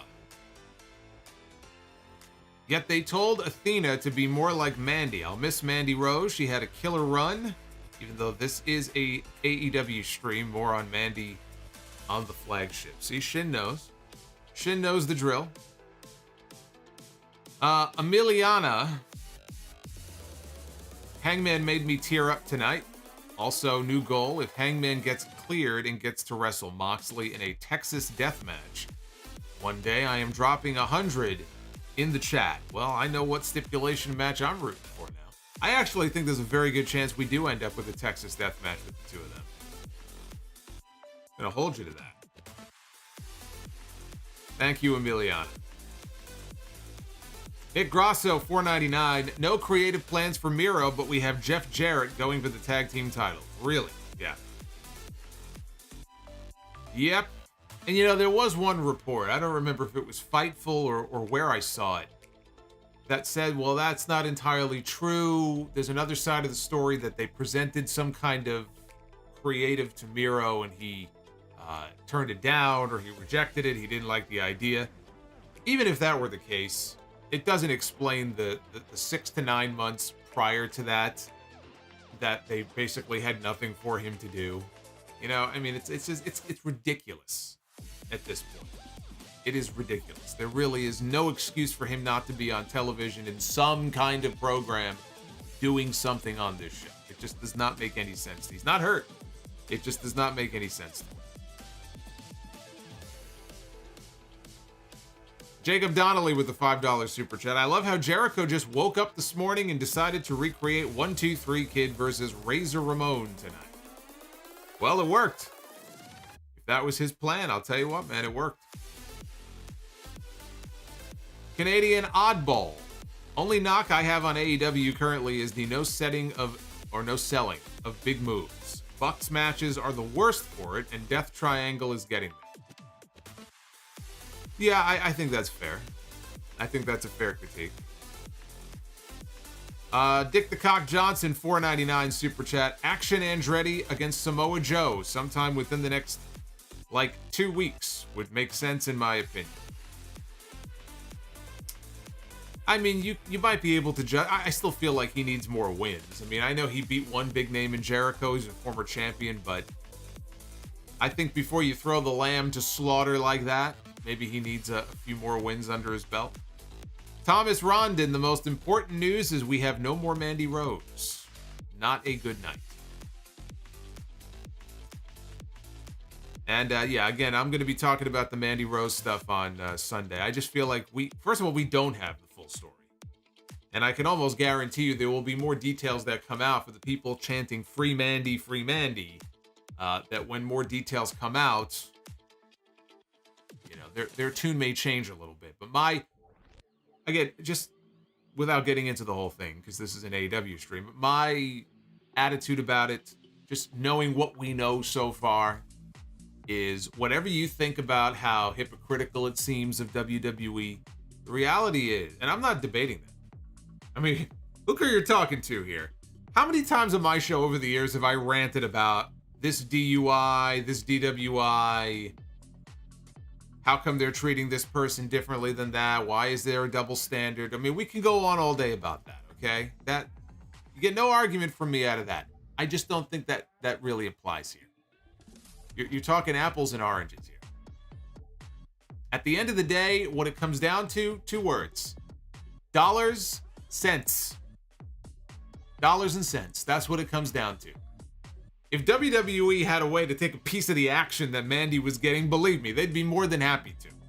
But beyond that, there's another consideration here that you got to keep in mind, which is that WWE they have many partnerships, but they have one very important partnership with a company called Mattel, and they make millions of dollars being in bed with the biggest toy company in the world. And so when you have someone doing what Mandy was doing, if the reports are to be believed, this has been brought up with them before. And if she continued to do it anyway, I don't see how you can blame WWE for that. I know it's very easy to say, ooh, Fed bad. WWE is the bad guy. We got a hero and we have a villain. We have a good guy and we have a bad guy in every story. And I just don't know that that necessarily applies here in this case. I think that if Mandy was in a position where she was making more money, supposedly, doing that than she was making on her WWE contract, and she stood her ground, maybe if they asked her to tone it down or stop doing it and she was like, no, more respect for her. I respect the hell out of her for that, if that's the case. But then there are consequences to those actions. I think eventually she'll be back in WWE. I don't think this is the last that we're going to see of Mandy Rose in WWE. I think she'll be back at some point. But WWE did what they had to do in this situation. And, I've read about some of the content and stuff, and people were sending me links all day to shit. And what she was doing was, for the people who were like, what's the big deal, right? Risque photos all the time. That's what Toxic Attraction was. This was a little bit more than just risque photos. This was not hardcore porn, but this was more than just a sexy photo. So I can't sit here and dump on WWE. But we'll get more into the details on Sunday. But I'm not going to sit here and be like everybody else and just dump on WWE since that's the easy thing to do. Believe me, I do that enough. In this situation, I don't think it's necessarily warranted. Unregistered Hypercam 2. It's quite a generic name there. $7 super chat. I think I have one of my camera sources here in OBS's name that. Buy or sell, Jericho downward spirals, loses his hair and mind, goes broke, employed by MJF as a new Ralphus.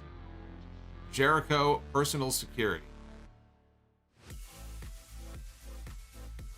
I think that would be very entertaining.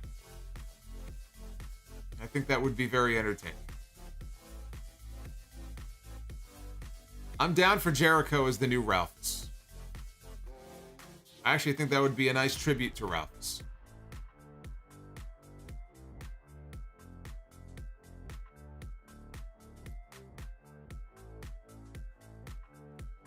Hulkling93. I have to ask, after you hit stop on that Vince vid, did you go, damn, that was good, because your closing remarks were solid? I go, damn, that was good after every show that I do. No, I'm kidding. No, I mean, I said what was on my mind. I said what needed to be said, and then after that, I went and I had a cookie. And I felt good about myself for the rest of the day. Ricardo De Jesus. $10 super chat. AEW's tour through Texas has been great. Each crowd, for the most part, has been stellar. And tonight with Jericho and action was exceptional. Love to see it. Well, I hope that extends into next week when they're in San Antonio. No mention, by the way, of anything related to Soraya's mystery partner tonight. I floated the idea last week when I was talking about who it could be. Oh, it's going to be Sasha Banks, and I don't think it's going to be Sasha Banks. I also don't think that it's necessarily going to be a mystery going into the 11th. I think that if they're in San Antonio next week, that's Thunder Rosa's hometown. Thunder Rosa has been talking like she won't be cleared from her injury until at least February. I'm just saying, we can't discount the possibility that she's already more healed up than she's let on. And maybe she makes a grand return in her hometown next week, and she gets announced as Soraya's mystery partner. So that's just something to watch out for next week.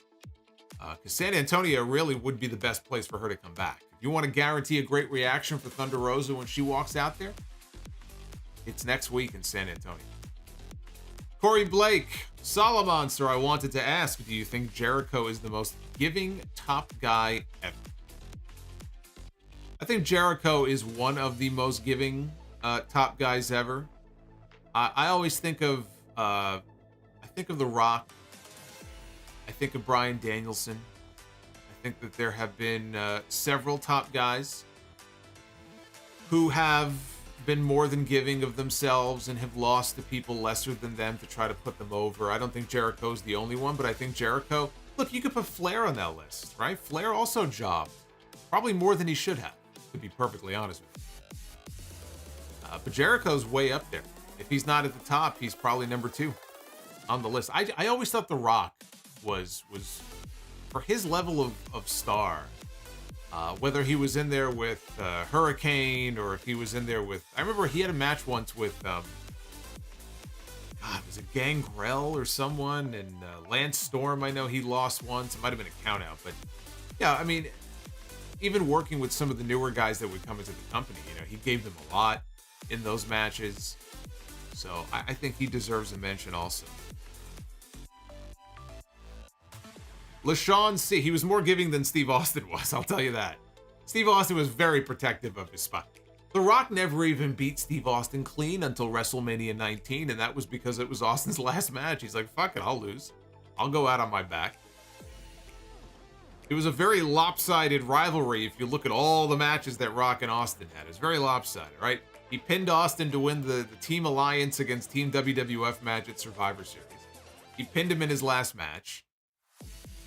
That's about it that I can remember. LaShawn says, Hater and Sheeta should be a banger. I love Sheeta.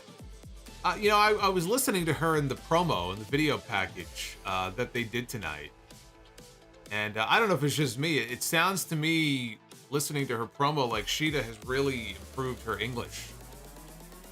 She just sounds like she's improved a lot on promos when it comes to her English, so... Let me see if everybody is still with me. Let me know in the chat if you guys can hear me and see me. We got some wicked wins here in New York. Is it back? Are we good? I apologize. I know we just lost like 400 people, but these fucking wins. What are you gonna do? What are you gonna do, right? Mother Nature. Mother Nature has fucked me. Not the first time. The least she could do is buy me dinner at least, right? Anyway, where were we? I don't know if people heard the super chat, so I'll repeat it again. James Auburn, how long before Jarrett starts singing I Hate Rap? Hopefully not soon. I don't need to hear Jeff Jarrett singing on my TV. Can't bring the roadie in to sing for him either like he did all those years ago, since I know the roadie was begging for a job with Tony Khan, but he's got a job now back with his old buddy. We all know that he does the singing for Jeff Jarrett. Uffman Entertainment. If anyone misses Miro, you can catch him on CJ's Snapchat. Yeah, I don't think I will. But thank you for that. Thomas Rondon, Big Bill absolutely sucks. He's Big Cass. Well, legally, he's Big Bill. You want him to be Big Cass, you can talk to the lawyers and you can work it out with them.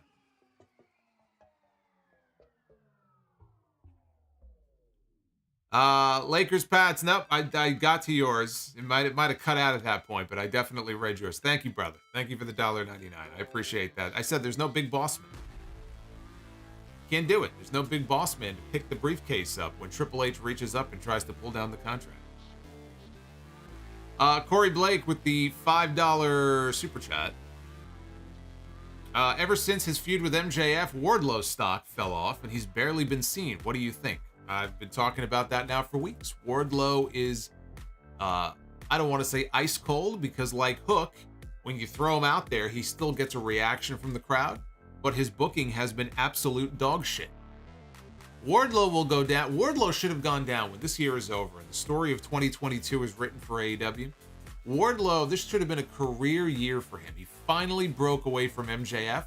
When this year is over, the story on Wardlow will be how terrible his booking was and how badly it derailed him, and how 2023 is going to have to be, hopefully, a comeback year for him. This will go down as a year where Wardlow was torpedoed by the book. And it shouldn't have been that way. This should have been his year. It should have been the year of Wardlow, right? It's not going to go down that way. Hopefully 2023 can be very different for him. Marcus Robinson Johnson was at the shows tonight. Sadly, I did not get to see Food Hive. Crowd was hot. Hope it came across that way on TV. Oh, it did. You guys were loud. Anti-M Bishop 07, Texas is wrestling. Enough said. Texas has planted its flag in the ground the last few weeks. You guys have done well, I will say that. Bryant Finley, what do you think are the chances that both Mandy and Mercedes end up in AEW by the end of January? Mercedes, I think, is unlikely, but possible. Mandy is not possible, because if she is still under a main roster contract, that means she has a 90-day non-compete. NXT deals are 30 days, but I believe she was under a main roster deal, so that would be 90, which means no. Uriel Landeros with the $5 super chat. First time catching you live. You freaking kill it with your reviews. Many, many thanks. Your content gets me through workouts and work. Well, Uriel, thank you very much. I appreciate that. Very much. That's very kind of you.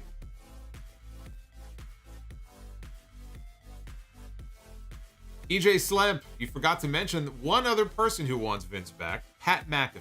He worships the ground Vince walks on and has replaced Shane as Vince's son.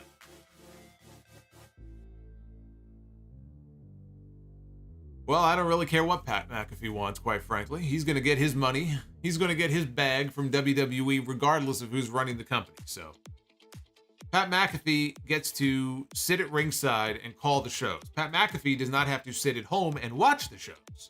So I don't care what Pat McAfee thinks of the situation involving Vince McMahon. I don't really give a shit. And I like Pat McAfee, but I don't care. Dangerous Damien, any wrestling conspiracy theories that you believe in? Wrestling conspiracy theories?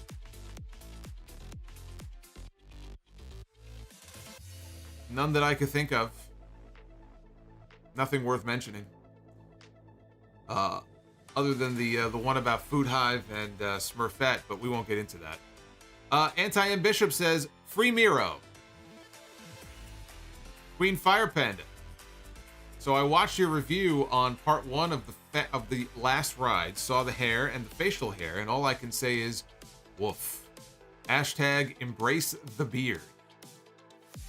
Well, you have to understand that when I did that, we were in the middle of a pandemic, and I went, I think, 16 weeks without a haircut, and I will never do that again. I will shave my own fucking head before I ever allow that to happen again.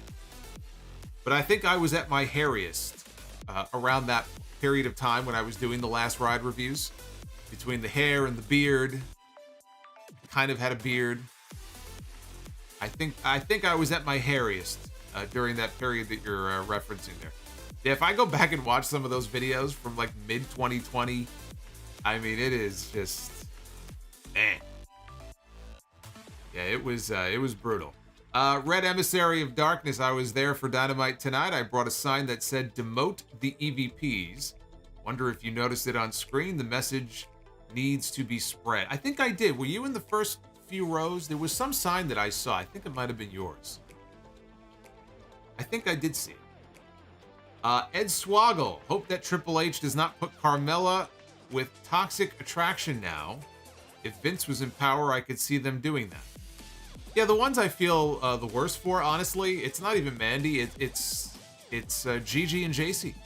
They had a good thing going with Toxic Attraction. Mandy was the glue that kind of held them together, and now, I mean, I guess they could just be a tag team.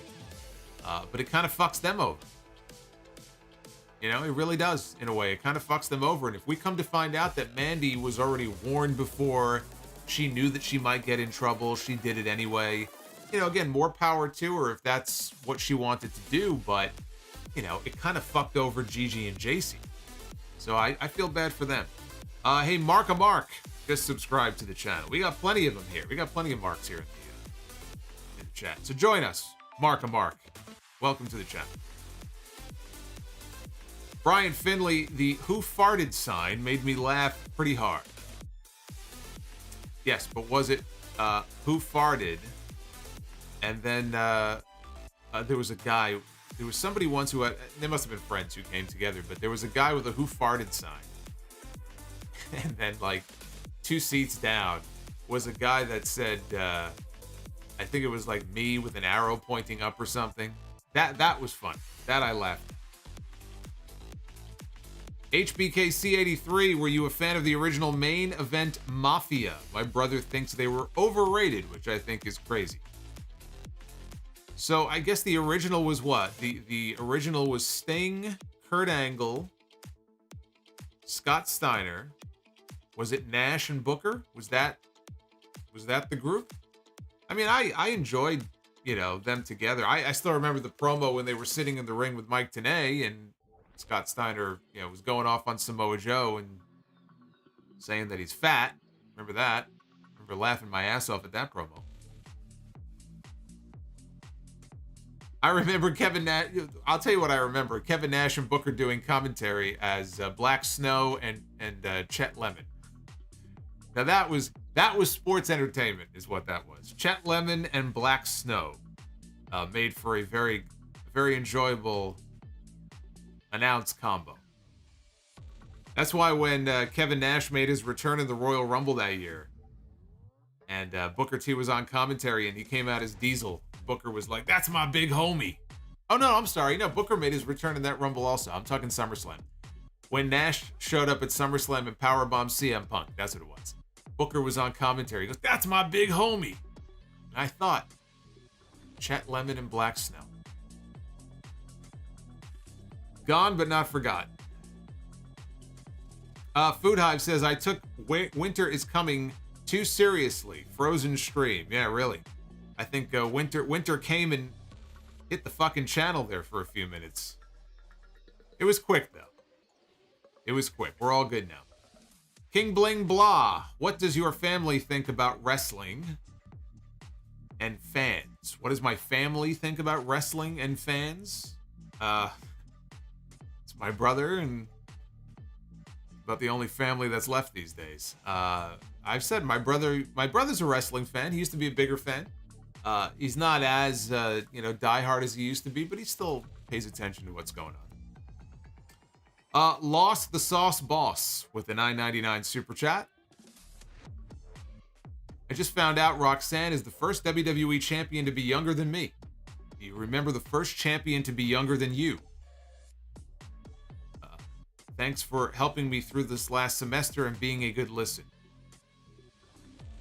First champion to be younger than me. I mean, most of them now they're all younger than me.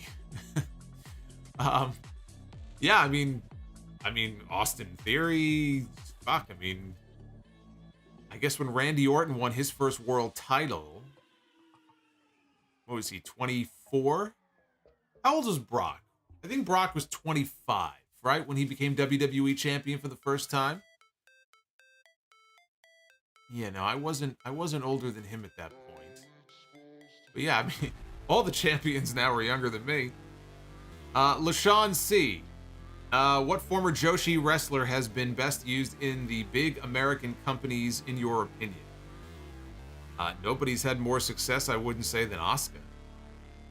Somebody asked me on Twitter yesterday, who do I think is the most successful Japanese star in WWE history? I said it has to be Asuka or Nakamura.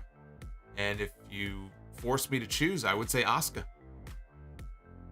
I don't think any have had more success. And I'm not talking when Inoki would wrestle for. I'm talking like full-time signing with them, full-time talent. I think it would be Asuka. Right? Who else would it be? Daniel Carlisto, $5 super chat. Does Moxley and do eventually go for the trios titles? Could be a good match against the Elite. Okay, so I'm gonna try to decode this. Are we sure that super chat didn't come in when the stream went to shit?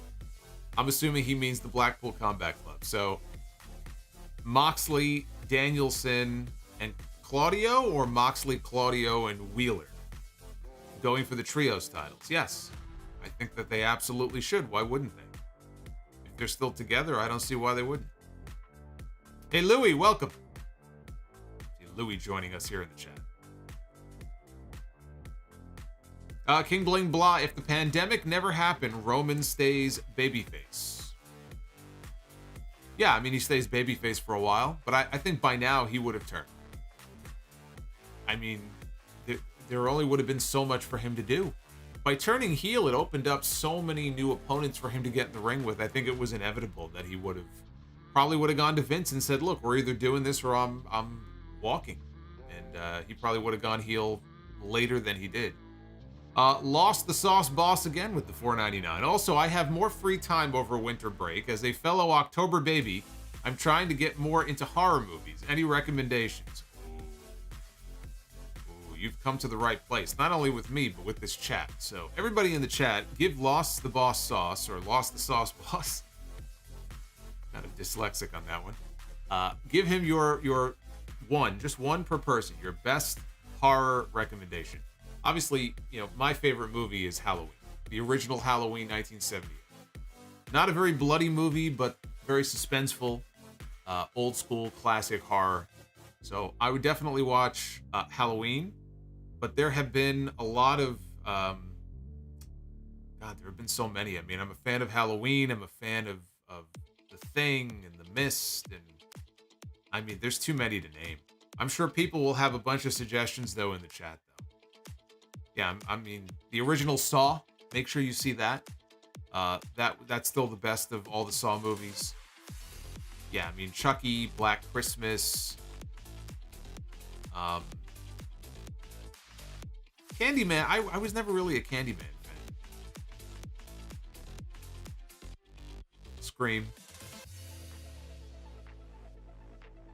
Sean B. Stratton as the new member of Toxic Attraction. I don't think you need to do that. I don't think you need to shoehorn anybody new in there. And no, I would not make Tiffany Stratton the new member of Toxic Attraction. Tiffany Stratton on her own is just fine.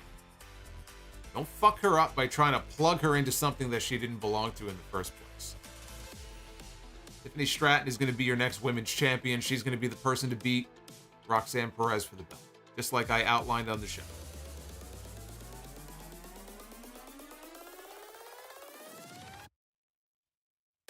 The Hills Have Eyes. That's Cujo. I'm a big John Carpenter guy. You know, he did a movie many years ago. It was originally meant to be, I think, a Showtime television series, and then they abandoned the whole idea. They basically canceled it. So they took the 3 stories that they had filmed, and they turned it into a made-for-TV movie. I think it came out in 1993 called Body Bags. And it's basically like 3 stories in one, right? They have one movie or one story, and then the second, and then the third. And they're all kind of strung together by these scenes they shot with Carpenter as some sort of... he works in a morgue, and he'll introduce each story. Not a very popular movie, but one of my favorites. There's a lot of great ones out there. Estelle Winslow. Does your family keep kayfabe alive by referring to you as Solomonster? No, but some of my friends do. Some of my friends do. Noah. I know Noah is watching. We're listening. Some of my friends do, but no. No, my family does not. Mr. Backshots is back. Hot take: Julius Creed has a higher ceiling than Braun Breaker. I keep hearing that. I don't see it yet. I think he'll do well, higher than Braun. I don't see that right now. Could end up that way though. I hear a lot of good things about him. I just don't see, when I see them, I don't say, oh man, he's so much better than Braun. Braun just exploded onto the scene. And I've really enjoyed some of the segments they've done with him recently. The promo stuff with him and Apollo Crews in the diner and on the boat. It's just good character stuff. I haven't seen that from the Creed brothers yet. I wouldn't go that far. Manuel Macias with the $4.99. Who do you think Cody is facing this year at WrestleMania? My guess is Seth again, since Rock is most likely getting that main event spot. Cody Rhodes is going to wrestle Roman Reigns. I don't care if it's the main event, if it's one of two main events for Roman Reigns. It should be Roman Reigns and Cody Rhodes when Cody wins the Royal Rumble.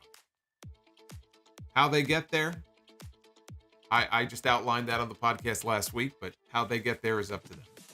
King Bling Blah, buzzer or bell? Mexicools against the New Day. 3 against 3. As a match, I would give it the bell. I mean, yeah, it was like a one-time match. I'm sure it would be good. Am I supposed to be excited by this feud? I think it would be a fine television match. EJ says, first champion who was younger than you was Rene Dupree. Was he a tag team champion? He would have been, what, 19, 20? Something like that. Food Hive, thought you were going to rip up the cable bill again. No. I ripped up the cable bill here on the stream 2.5 years ago. And I will have you know, and I know I told this story at the time, when I called them to cancel my account, because I couldn't get anybody on the phone, right? And they kept saying, oh, it's COVID. It's, we're not operating with the same staff. And I'm like, okay, but nobody got back to me for 4 days. And I just absolutely lost my mind. And I said, I want out. I'm done. Cutting the cord. Now, all of a sudden, they're putting me into their superior. Oh, sir, I'll connect you to this department. I'll connect you to that department. Oh, now you want to talk to me. Now that I'm about to leave, you want to talk to me. You want to baby me up, right? They want to offer me this deal, and this discount, and that discount. And I said, let me tell you something. I already know what I'm doing, right? I think I was going to YouTube TV. I made my mind up. I said, can you match the price that this is going to cost? And they said, no, but we can give you some money off on your bill. And I said, I'm not interested. Then they connected me to like their top department, right? And I get this woman, this executive person on the phone, and she's like, oh, sir, may I ask why you want... And we go through the whole thing, and she says, well, we're getting a lot of phone calls from people who switched away, and now they're coming back. And I remember like it was yesterday. I said, well, ma'am, I'll tell you what. I said, I will be more than happy. You give me your direct line. I will be more than happy if I am dissatisfied with my new provider to call you back directly and tell you that you were right and I was wrong, and I will happily come back and become a member of, and I won't say the company, but I'll become a member and put my cable boxes back in my house. I don't think that's going to happen, but I'll be more than happy to do that. So finally, they canceled my account. And it's been 2.5 years, one of the best decisions I ever made. Not only do I not regret it, I regret that I didn't do it sooner. Fuck them. Fuck them. Fuck their shitty service. Fuck their customer service. Fuck their boxes. Fuck their wires. Fuck all of them. I don't miss it at all. Best decision I ever made was getting rid of cable. You should too. Anyway, Keyshawn Johnson. Other than Die Hard, favorite Christmas movie? Probably Home Alone. Tyler says, keep Vince McMahon as far away from WWE forever. I agree. And Food Hive says, is that super chat still active? You ripping it up. It was never a super chat. I have the clip. I cut the clip, but it's not a super chat.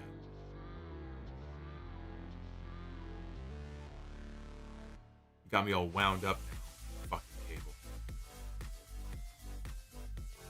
Fuck those creeps. Bunch of con artists.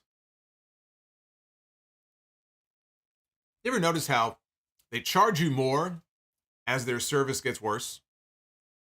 How does that work? Their service gets worse. They actually cut certain channels. Their customer service is atrocious. Their app sucks. It never fucking works. But yet the bill keeps going up. My bill had ballooned to like $320 a month. I'm like, this is absurd. What am I paying for? I still had a landline phone. I said, I don't need this anymore. That cut $20 off the bill right there. I said, what the fuck do I need a landline phone for? I have my cell phone. I don't even like talking to people. The hell do I need two phones for? I was so happy. I literally cut my bill in half. Best decision I ever made. And not only that, because of the company I went with for the internet, I got money off my cell phone bill. So I was able to get an unlimited data plan. I only had a 5 gig data plan. Now I have an unlimited data plan, and I'm paying $15 a month less. That's customer service right there. Best decision I ever made. Food Hive says, I remember the company you had, will never forget. And Estelle Winslow says, Batman Returns is the best Christmas movie. Uffman, you would be correct. You have guessed correctly on the company. Although that is not what they call themselves anymore. Doesn't matter what they call themselves. You can put lipstick on a pig. At the end of the day, it's still a pig. You can dress up the turd any which way you want to. It still smells like shit. And on that note, because you've waited long enough, I think it's time to be the booker. Ladies and gentlemen, it is now time to be the booker. Now with that out of my system, we can finally book some matches here. You guys smashed the likes goal tonight. I thank you for that. Very much appreciate it. Does help out the streams when you do that. Gets us into the recommendeds, right? You want to get these videos into the recommended so we bring new people into the channel, new people into the discussion. I need you to like these videos.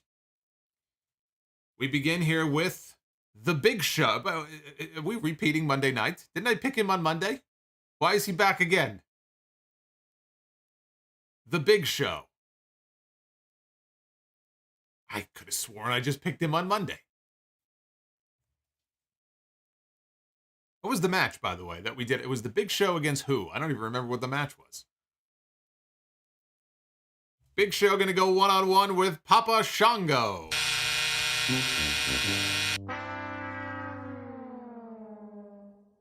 That is not my idea of a great main event. I like Papa Shango, but the Big Show against Papa Shango, I don't think so. No, it was Big Show against Penta. I'll take Big Show against Penta. Actually, I think I gave Big Show and Penta the bell the other night. Big Show and Papa Shango, I am not giving that the bell.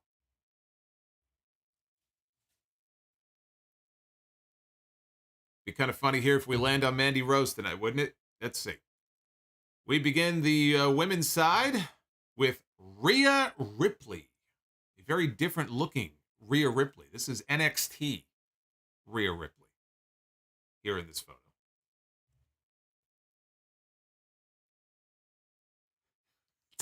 Tuxedo says, slowest main event ever. Big Show and Papa Shango. Rhea Ripley going to go one-on-one with Jackie. Oh, I think those two women would beat the hell out of each other. I think that'd be a fun match. Jacqueline and Rhea Ripley. Jackie would beat you up. It didn't matter whether you were a woman, a man. Didn't matter. She was an equal opportunity offender. She would kick the shit out of you no matter who you were. And we end with the tag team. We have one winner. We have one loser. So as is sometimes the case, we have to break the tie here with the tag team match. So we start out here with the Acclaimed, the AEW Tag Team Champions. Scissor me. I want to see the scissors in the chat. Let's go. All the scissor emojis. Let's get them going for the Tag Team Champions. It will be the AEW Tag Team Champions taking on Best Friends. Well, that's fucking boring. I don't want to see that match. I want a match that would actually be unique. There's nothing unique about that match. They could do that match on Rampage this week if they want to. The Acclaimed against Best Friends? Who gives a shit? Well, you win some, you lose some. That's just how the cookie crumbles sometimes, I guess. They can't all be winners. Keyshawn Johnson says, favorite stipulations match.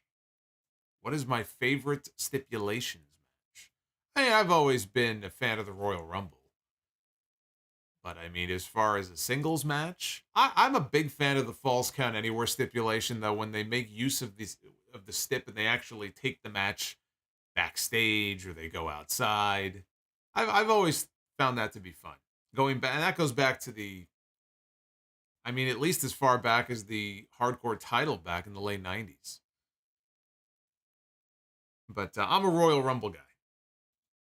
Royal Rumble is probably my favorite event of the year. And Food Hive, Big Slow. Which way did he go?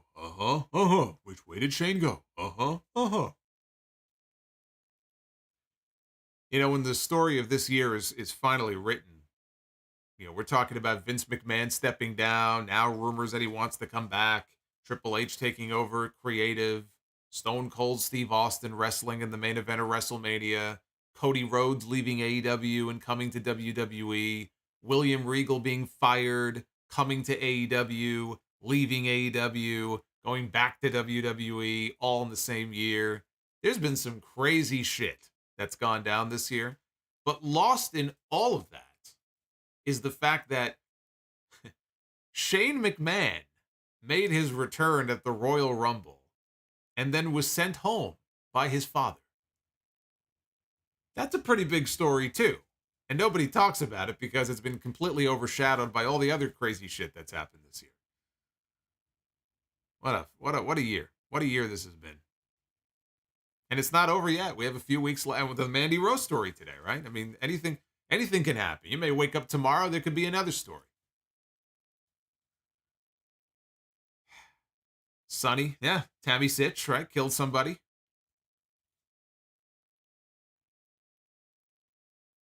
Well, you could say Jeff Jarrett's another one, right? Signed to a executive position in WWE, fired, ends up in AEW. The list goes on and on.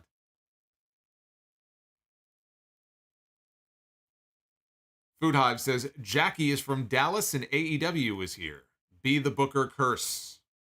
Yeah, Jackie is a Texas girl. I know that.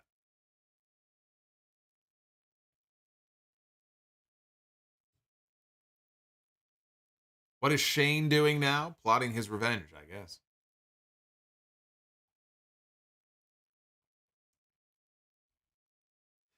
Yeah. Here comes the money. There goes the money.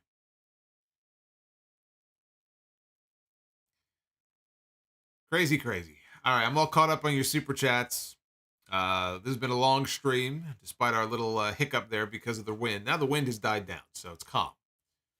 It's calm here, but hopefully it is calm wherever you are. I know that the West Coast has seen some crazy-ass weather. There were tornadoes in some areas. I hope everybody is staying safe. Darth Panic says, any word on what Shane O'Mac is up to these days? No. Shane is doing his own. Shane doesn't have to work if he doesn't want to. Let's be honest. Shane is set for life. If he doesn't want to work, he doesn't have to. Maybe he's going to start his own sneaker shop. Shane should buy Impact. Now that would be interesting. That would be interesting. Hey, you know, if Shane wants, you can always have Shane as a special guest at House of Glory. He's always welcome. House of Glory this Saturday. May as well plug this before we get out of here. Live at La Boom Club in Queens, New York. We got a big show coming up. We got Kenta coming to HOG for the first time. We got Kenta and Low-Ki for the first time in 17 years. That's pretty big. Nick Aldis is coming in to challenge Jacob Fatu for our world championship. The Briscoes, who just had that incredible dog collar match against FTR, brand new Ring of Honor tag team champions, defending their House of Glory tag team titles on Saturday night. So if you guys are going to be in the area, come on down. We got some fun stuff planned. It's going to be fun. Should be on Fight TV as well. That'll be on Saturday night. So it's going to be a busy weekend for me. I'll be back live with you again Friday night for the SmackDown stream. And then Hog on Saturday, episode 787 on Sunday. We'll talk Vince McMahon. We'll talk Mandy Rose. We'll talk whatever else happens between now and Sunday. I'm sure something will happen. Bruce Pritchard will somehow overthrow Triple H. There'll be a fucking coup, a military coup in WWE, and fucking Brother Love will be running the company by the time this weekend is over. And I'll be back with you on Sunday to cover all of it. I will give you my thoughts on all of it on episode 787. So until then, be well, stay safe. Again, if you missed it, check out the Vince McMahon video that went up yesterday exclusively here on the channel. And I will be back with you for more Sound Off Live for the SmackDown review on Sunday night. Take care, guys.